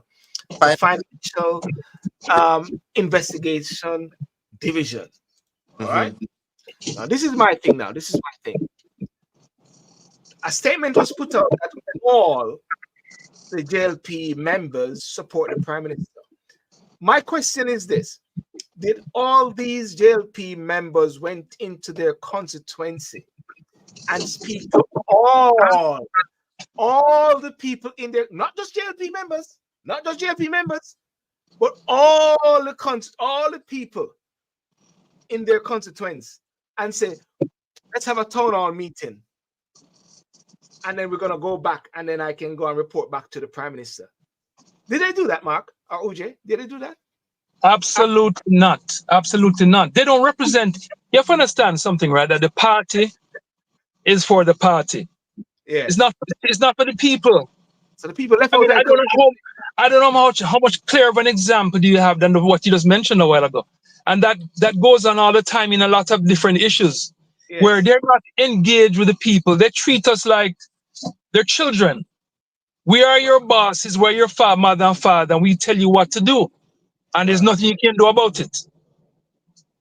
For instance, when I spoke to one of the people yesterday, one of the PMP supporters of Mr. Ryan, I said, did you agree to having 62 MPs and we only have 14 parishes? He said, no, sir. Me never know nothing about that. Them just spring it pan way.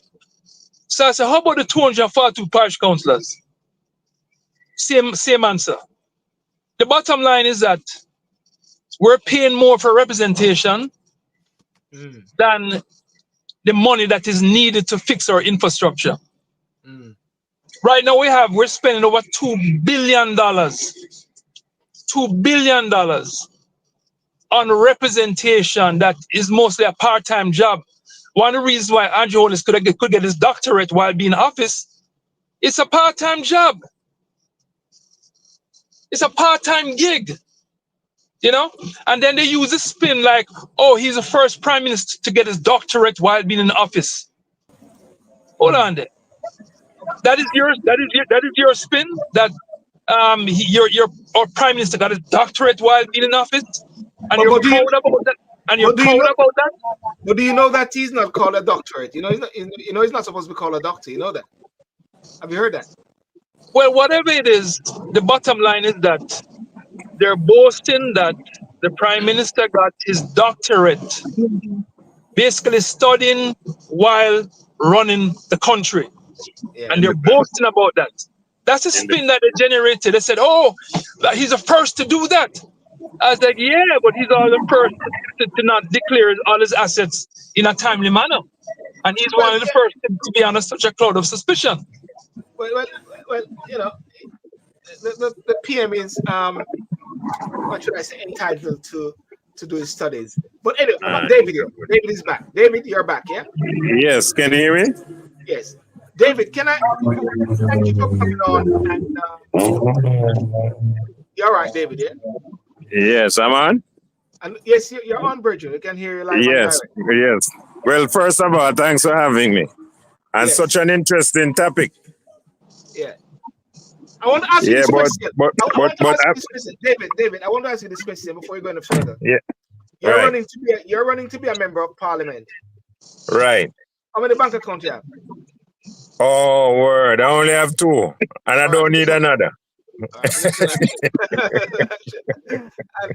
and will you sign up to the 7 Nolan principles: accountability, openness, honesty, integrity, leadership, and I think a couple more? Will you sign up to these things by the integrity code?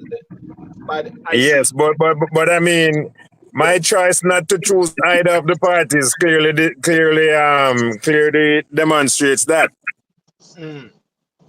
Because have you ever heard people say Jamaica is not a real place?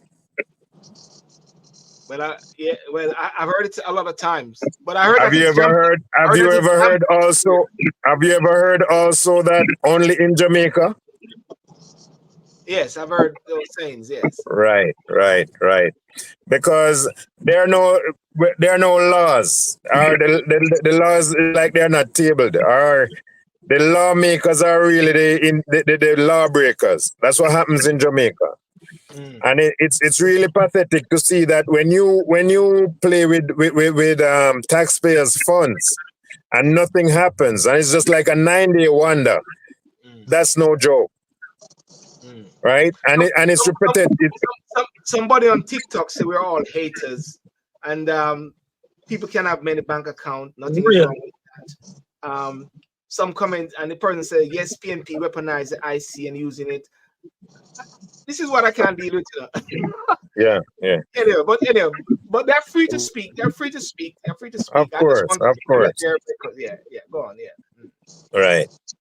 And we gotta get out of this. We gotta get out of this two-party system where we say one or the other, because it's like a TikTok, right? The same thing happens over here, happens over there. So we gotta be cautious of what we do. And I mean, transparency is paramount. And these people, like, they take Jamaicans for toys. Yes. And so anything is just one party or the other. We got to move away from that system. Yes. So how is the campaigning going on now in Northeast Sentence? It's ramped up. I mean, nothing changes about what happened. What the Jamaica Labour Party is doing. They do the same thing.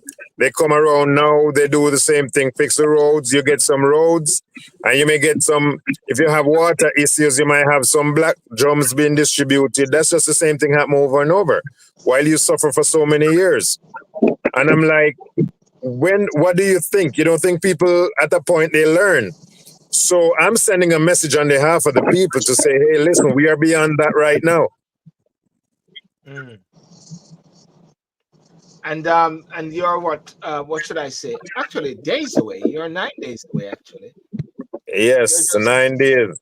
9 days. You're 9 days away.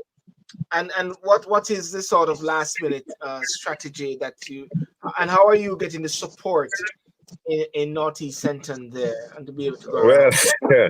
Support, when you have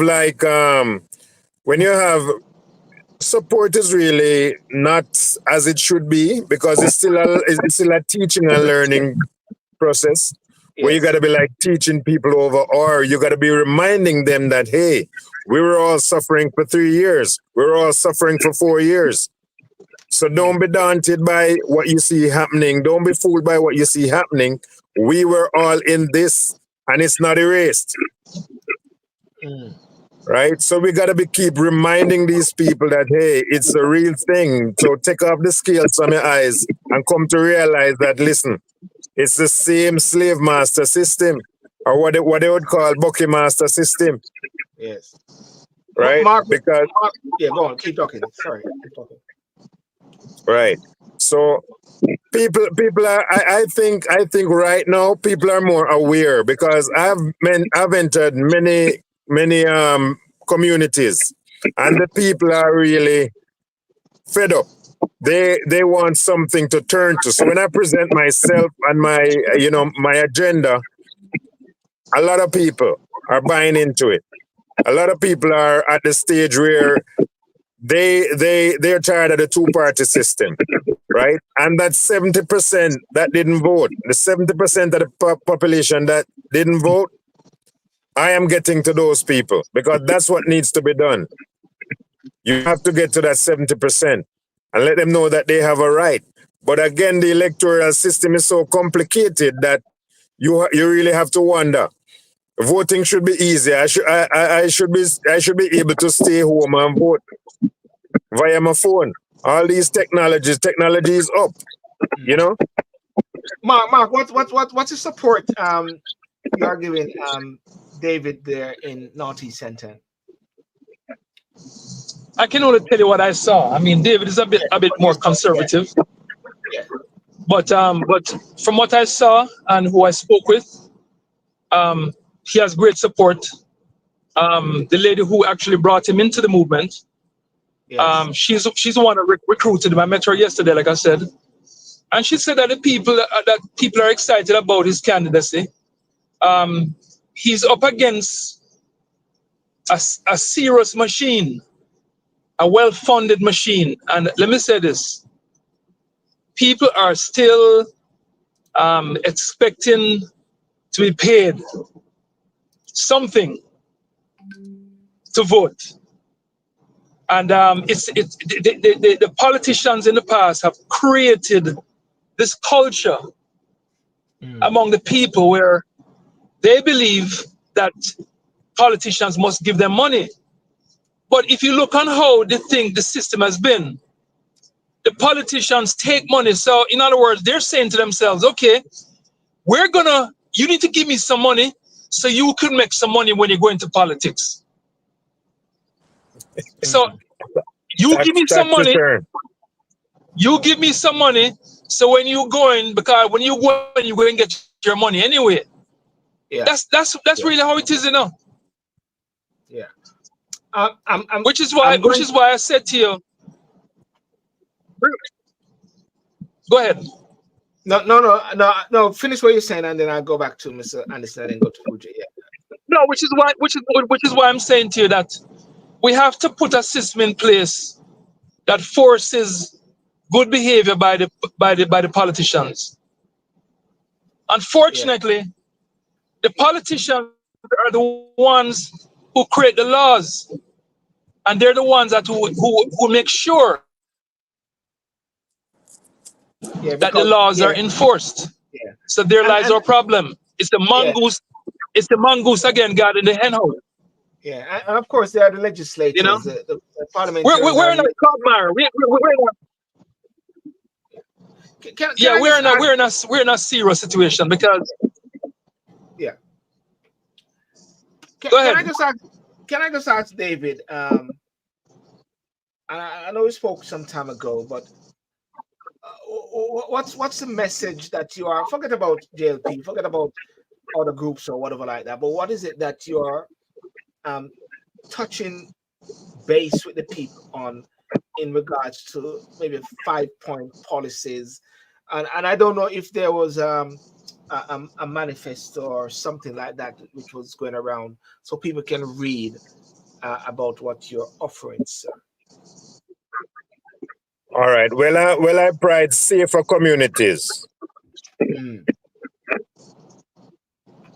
Safer communities, that's prime, and equal rights for Jamaicans. You know, there's no borderline to say that, hey, listen, the right for whoever is different from the right from another person, right? So we talk about equal rights. We talk about education in the terms of every community should have a training center and a learning center. Can I stick up in right there in regards to Northeast Centre specifically? Have you sort of identified like areas where training centers need to be? Let's focus on Northeast Centre there. I have, right. That's my focus. I have identified all these areas already. Yes. All these areas, and I just like a meeting I had with some people in Ocherius the other day. I said, listen, any space that you see that's available, right, that we can put up a trade center, that the kids can come in and learn a skill, right? So no matter what, how brilliant you are, come and learn a skill. So in order to be balanced, so that you can say, all right, listen, I have my degree, but I still have a trade. Yes. Right, so that's a balance. So we strike that mark. The guys already identified a lot. We're just checking to see if the lot is really government's lot or whomever it belongs to, if they can actually, donate it to the community. So that's a process that we're actually taking, and we are serious about it. Mark, there's a comment which I have here on TikTok, and I'm gonna mention that comment. and I'm going to sort of look at it in a way. It is somebody just saying here, Jamaica for Progress. They say, Andrew Holness is helping the poor, right? When David was talking about education, and now Andrew Holness is not the MP for Northeast Centre. Andrew Holness is the Prime Minister. And I do recall many years ago when they were having things like bill by labor, bill by this, or bill by PNP, whatever, And I believe that Jamaica need to move away from the personalization of things in areas and talk about it from a government perspective. Right. Like what I would say to Jamaica for Progress, what you should be saying, this is my encouragement, is to say, the government of Jamaica is helping the poor. The government of Jamaica is work in progress that you, David, in Northeast Centre, can also lobby the government, because you will be, if you become a member of parliament, a part of the government. So people need to understand, and this is just a teaching moment, and I'm encouraging my JLP friend here, Jamaica for Progress, that it is not about Andrew Holness per se, but it's about the government. The PNP, who are members of parliament, are a part of the government. The opposition is a part of the government. So therefore, I would expect, if anything, and you're successful, that you will be talking to your respective colleagues, the Prime Minister, whatever, to try to find the best thing for Northeast Centre. Isn't that right, Uche? Yeah, most definitely, and I must take time to really congratulate for stepping up to the plate. You understand? And I want to definitely be there on the ground. I'm not sure exactly where it would be on September 30th, but I definitely want to be in North on that day to give some support to him as well, because we are all for the. So I'm going to put back some word to our people and see if we can put a team together down to to give some support. Definitely. We need you to be successful, because this is attention into the currency. Right. We are rooting for you, bro. I appreciate. I'm appreciative, and I mean, as it says, iron sharpeneth iron. So that's what we need, because I mean, if everybody should come on board, because this is not an individual thing. It's like a relay. I may have been the one to say, listen, I will do the first leg, but it can't happen without you people. It can never happen without the whole country. Right? And we're not putting anybody in any basket to say, hey, listen, I don't matter what color clothes you wear. This is about Jamaica. This is about Jamaicans. This is not about any particular person. I will not go into a community and try to find out which one is on the green side or which one is on the red side and fix the road accordingly. That don't make any sense. You just want to find the people on the right side. Right. That is it. That is it. Right. That is it. Listen. One thing I want to say before we go, because it's now 7 o'clock. Well, 6. Is it? What time is it in Jamaica now? 6 o'clock. It's 6 o'clock. Yeah, it's midnight my time. There's something I just want to touch on, and Mark, this is a good teaching moment. And ladies and gentlemen, I want to thank you all for joining me on Talking Sip Saturday night. Those on TikTok, much appreciated. Please join, and please thank you so much for joining. Those on YouTube, thank you. Those on Facebook. There's something I saw, and this is not anything to take a task at the Prime Minister, but there's something I saw, and I always say this all the while. Let me read it. 6.24. It says, consequent on the finding that a Mr. Norman Brown, a business partner of Mr. Holness, is the chairman of 2 Jamaica Large Development Corporations, UDC, and the Housing Agency of Jamaica within Mr. Holness' ministerial portfolio. The DI recommended a copy of this report be referred to the ethics community. Now, this is a bit about conflict of interest. And if you read, and I'm going to go somewhere else, and this is so crucial, ladies and gentlemen. In the second paragraph of the start, it says, we ask that you take special note that the subject of the reference investigation is the most honorable Prime Minister of Jamaica, whose wife is the honorable Speaker of the House of Representatives. In consequence and in the interest of good governance, the honorable Speaker may deem it appropriate to recuse herself from the parliament process, right? So what they're actually saying there now, two aspects of things, conflict of interest. That is why they don't want her to get involved in this, pull herself away, or take herself away. And the second thing is Norman Brown is the chair of UDC. Now, I always see this. When PNP or JLP, and this is not about JLP now, this is about governance in Jamaica. When JLP or PNP become new government, this is what they do.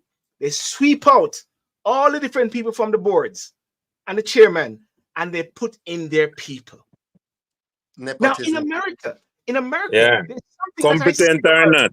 Yes, there's something I see in America, and this is it. Whenever there's going to be a new, like, Secretary of State, or they go through a sort of grilling process by both sides to make sure that they are the right person.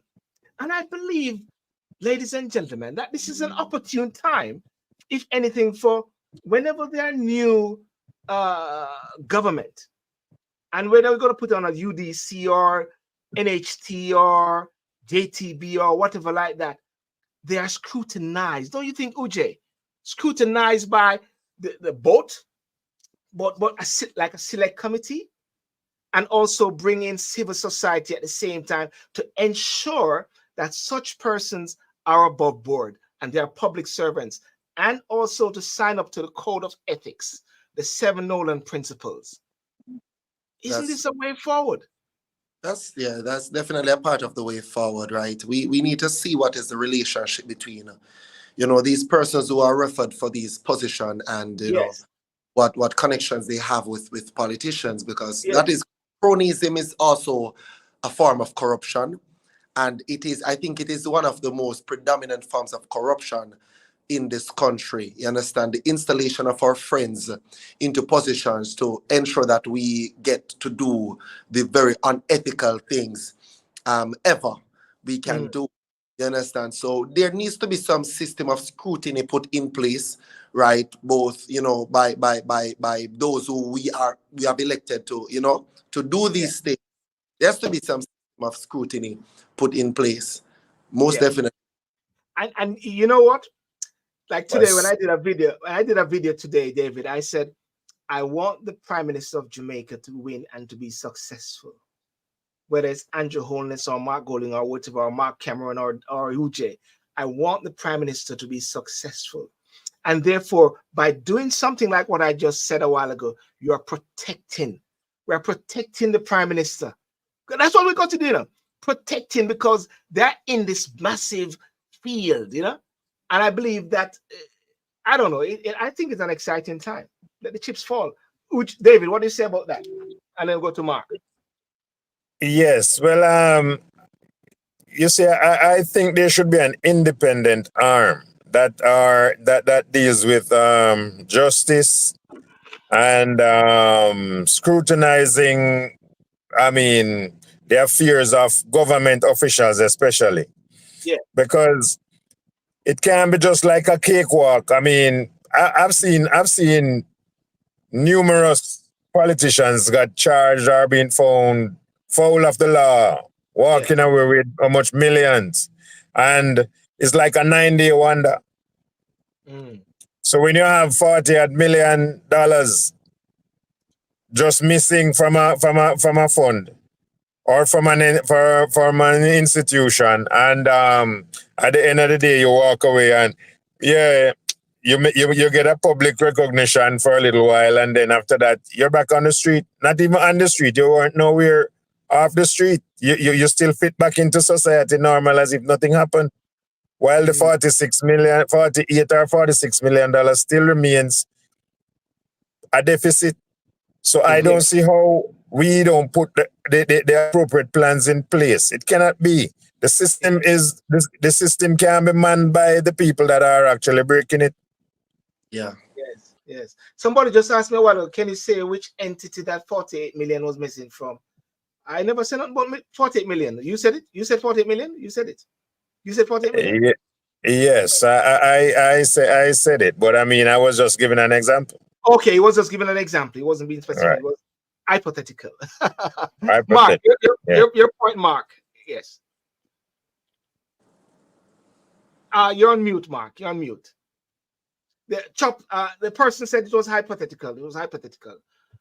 Mark, you're on mute. Hold on, Mark. Hold on. Looks like he can't unmute himself. Don't know why. What does that mean?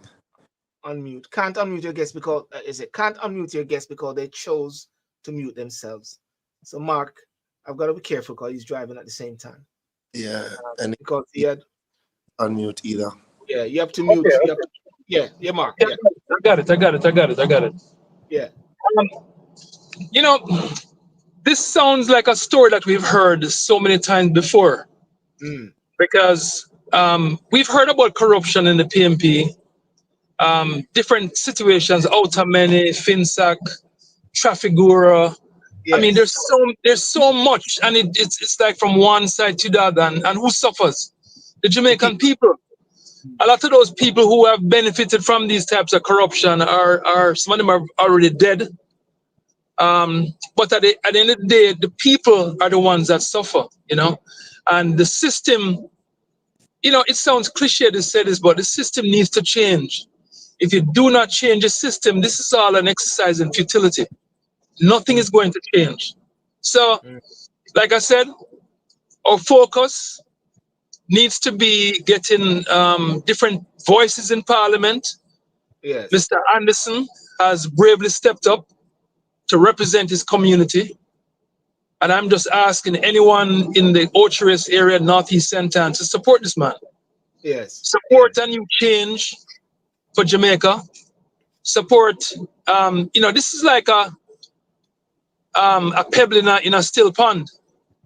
The ripple effect will be felt around Jamaica. Yes. If we're able to pull this off in such a very short time. I understand in a way why the PMP didn't want to contest the election, because they just weren't prepared. Nobody knew that there's going to be a snap election in 30 days. So Mr. Anderson has to be commended because he had to get his signatures. He has to go through all these protocols put in place to make it difficult for any candidate. He achieved those all the things that the requirements that they asked for to be registered to be a candidate. Yes. So kudos to him for getting that done. That takes a lot of resources. Right now, he has to find 130 workers for the different. That's what he's been doing all day. Yeah. So enough respect for him to take time off, from his campaign to have other people hear what he has to say. Yes.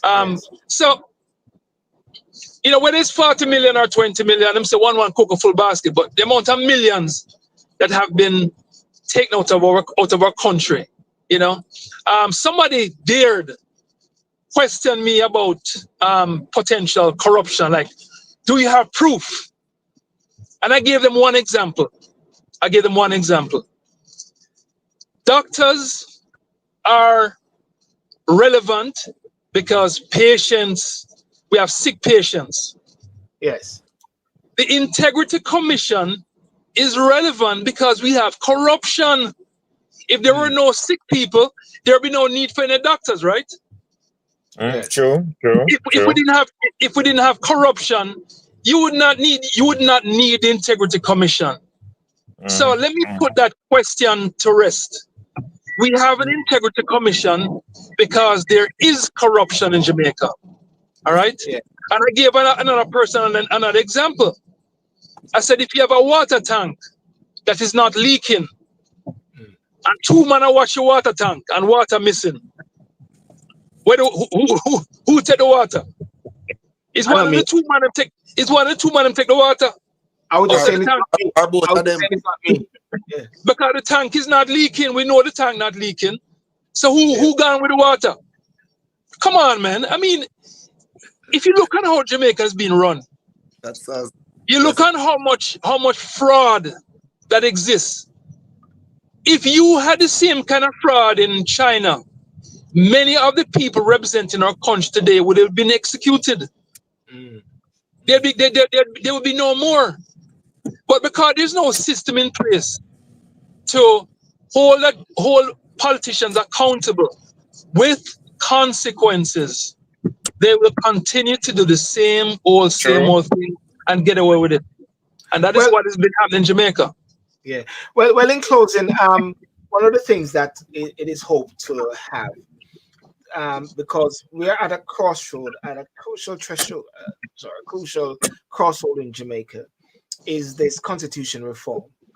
And in the constitution reform, it should have things like the impeachment, recall, things of like what I just said about appointment of board members and chairman and all those sort of things.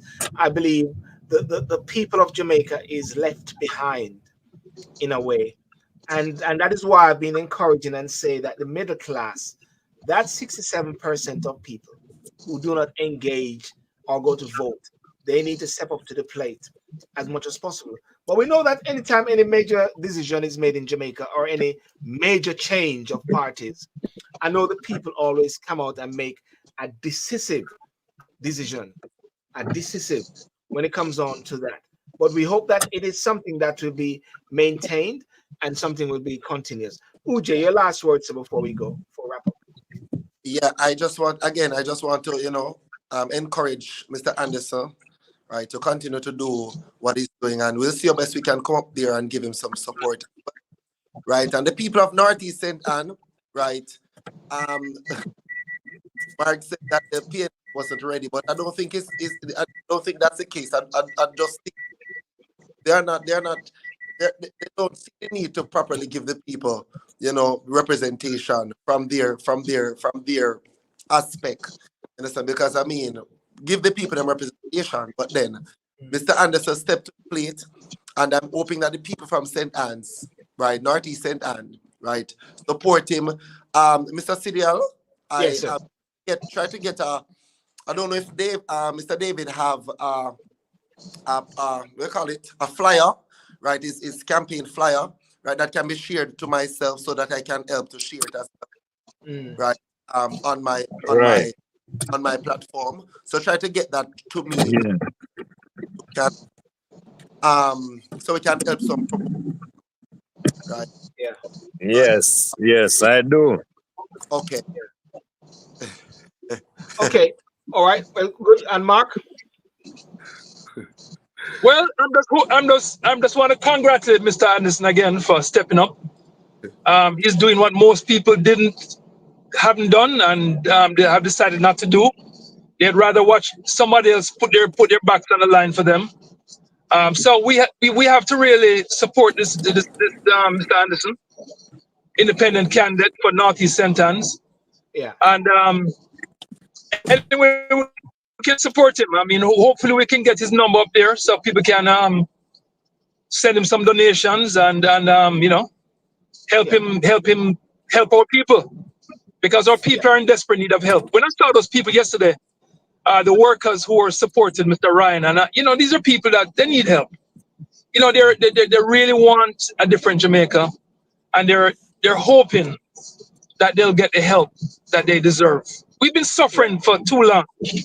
We are the descendants of the enslaved, and it's time that we benefit. It's been 60 odd years of hardship. When I go out into Mandeville and I see the people out there in the market trying to make a few dollars, late at night, I feel sorry for them, man. I feel sorry for them, and it's time that they get some help from the very people who are there to assist them, to get true help that they're not getting today, So all right. Yeah. All right. Well, thank you guys, and all the best, David, with what you're doing, and big up Northeast St. Anne. I was hoping to have gotten Mr. Samuda on the program, but I've got this cataract operation on Monday, so I'm going to have to be out of circulation. So I might not see. I might, you know. Oh, by the way, what's his name won the boxing today? What's his name got beaten? Anthony Joshua. I don't know if you guys realize that. Oh, Joshua got beaten Joshua got beaten, man. Yeah, somebody just messaged. Joshua got beaten tonight by Joshua in Dubai. Yeah, Dubai. Yeah, breaking news. Daniel Dubai knocked out AJ. I need to see what's happening. You know. It's a bit, you know. So yeah. So anyway, guys, all the best, and take care of yourself, and we will link at some other time. All right. Definitely, and try to get. Yeah, but thanks for the support, buddy. Yes. The president is a former USC man, you know. Thanks for supporting change, you know. Yes. Yes, greetings. I get some links from the diaspora to assist. Yes, man. Thank you too. Thanks for having me, man. I'm honored. No problem, boss. Take care of yourself. Yeah, man. Right. Take care, guys. All right, Mark. Take care, guys. Cheers. Yeah, thanks for having us on, man. Take care of yourself. Yes, sir. Right. Yeah. Well, ladies and gentlemen, I want to the journey continues. Yeah. Well, ladies and gentlemen, I want to thank you so much for joining the show this evening. I want to thank those who are on YouTube, those who are on Facebook, those who are on TikTok, and those on Instagram who joined the show. I want to thank you so much for your support. A very interesting discussion today. I had Matondo Mukulu, who is the former public defender in Jamaica. I got Mark Cross from the Virginia in the States, which came on tonight, and we were discussing the whole aspect of just a minor aspect of the, integrated IC Commission report. And the topic that I shared was delving for the truth. Enrichment and political leaders, delving for the truth, And the interesting bit that I started off with was in regards to what is happening in the UK. In the UK, we have Keir Starmer, who is the Prime Minister, and the Deputy Prime Minister, the Chancellor and his wife, who are getting a lot of donations for their clothes and for his glasses, and even for a box at Arsenal for 8,650. What his explanation for the box is because of security factor. He loves football. But they made a decision to say that they will not accept any more donation. And one of the reasons why they said so, and the Culture Secretary Lisa Nandy told BBC Breakfast, people are really struggling in this country, and we don't want people to believe that we are living in different lives from them. The key and most important thing is this: they were operating within the rules. They were legal. They were operating within the rules, and they were legal. But the pressure of the people and the pressure of the press curtail that, because the perception of it doesn't look good. Now, when I think about the Prime Minister of Jamaica, Honorable Andrew Holness, who I've interviewed few times, we meet up in London. One of the things that I said at the start of the show is that the Prime Minister is not, there's no findings against him for illicit enrichment. There's no findings against him, except that there's an investigation, except that it is wanting to be referred to FID. That's the Financial Investigation Division. But one of the points that came up, though, is there a threshold whereby we believe that the Prime Minister is untenable in his position? Where is it that it will become untenable? Many people are saying for the Prime Minister to resign now. But is it the right time? Is it premature? When is the time that it may deem to be untenable? Could it be when there is investigation by the Financial Investigation Division? Because upon my look at research of the Investigation Division, it is a division of the Ministry of Finance and Planning. The Financial Investigation Division was formed December 16, 2002. So therefore, it is to be investigated by the division, which is a part of the Ministry of Finance, and the Ministry of Finance, who is responsible for the Ministry of Finance, reports to the Prime Minister. And there, that is going to be the issue. Now, I'm not in a position to make any pronouncement, but I'm just in a position to sort of share this whole thing. But I do believe that Jamaica is at a crucial point. I do believe that Jamaica is at a threshold. I believe that this is a time whereby members of parliament sign up to the 7 codes of conduct: honesty, integrity, openness, transparency, leadership, and I think a couple more. They need to. Unfortunately, the Prime Minister and the parliamentary party, which he's a leader of, haven't. I understand the PNP has, but it is very important. And I believe that even public officials, I believe, public officials, those who are chairman of boards, should sign up to the 7 codes of conduct, the Nolan principles. Even the councillors, I just put it to the prospective member of parliament, parliamentary candidate for North East Centre. Will he sign up to the code of conduct as well? It doesn't matter how many bank accounts you have. You got 2 bank accounts, 28 bank accounts. It is what you're doing with the bank accounts, right?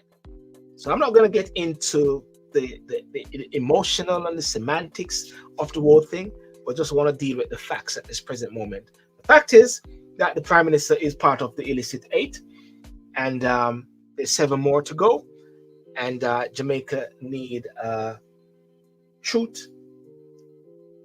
And I actually want to say a Truth and Reconciliation Commission, I think, something I've been saying, and for the middle class in Jamaica. You're listening to me. Get up and vote. Get up and be a part of the political system. Enumerate. Over 60% of yourselves did not bother to vote. 37% of persons went to vote. 63% or so did not go to vote. Why? Why not be a part of the solution? Why not setting an example for your children? Many people died for it. Ladies and gentlemen, my name is Silburn Sidil. Thank you so much for joining. I won't be around next week because I'm doing an eye operation. And for those on TikTok, I think I might stay on TikTok a bit. Thank you so much for joining. And remember to like and subscribe and, give me your views. And thank you so much.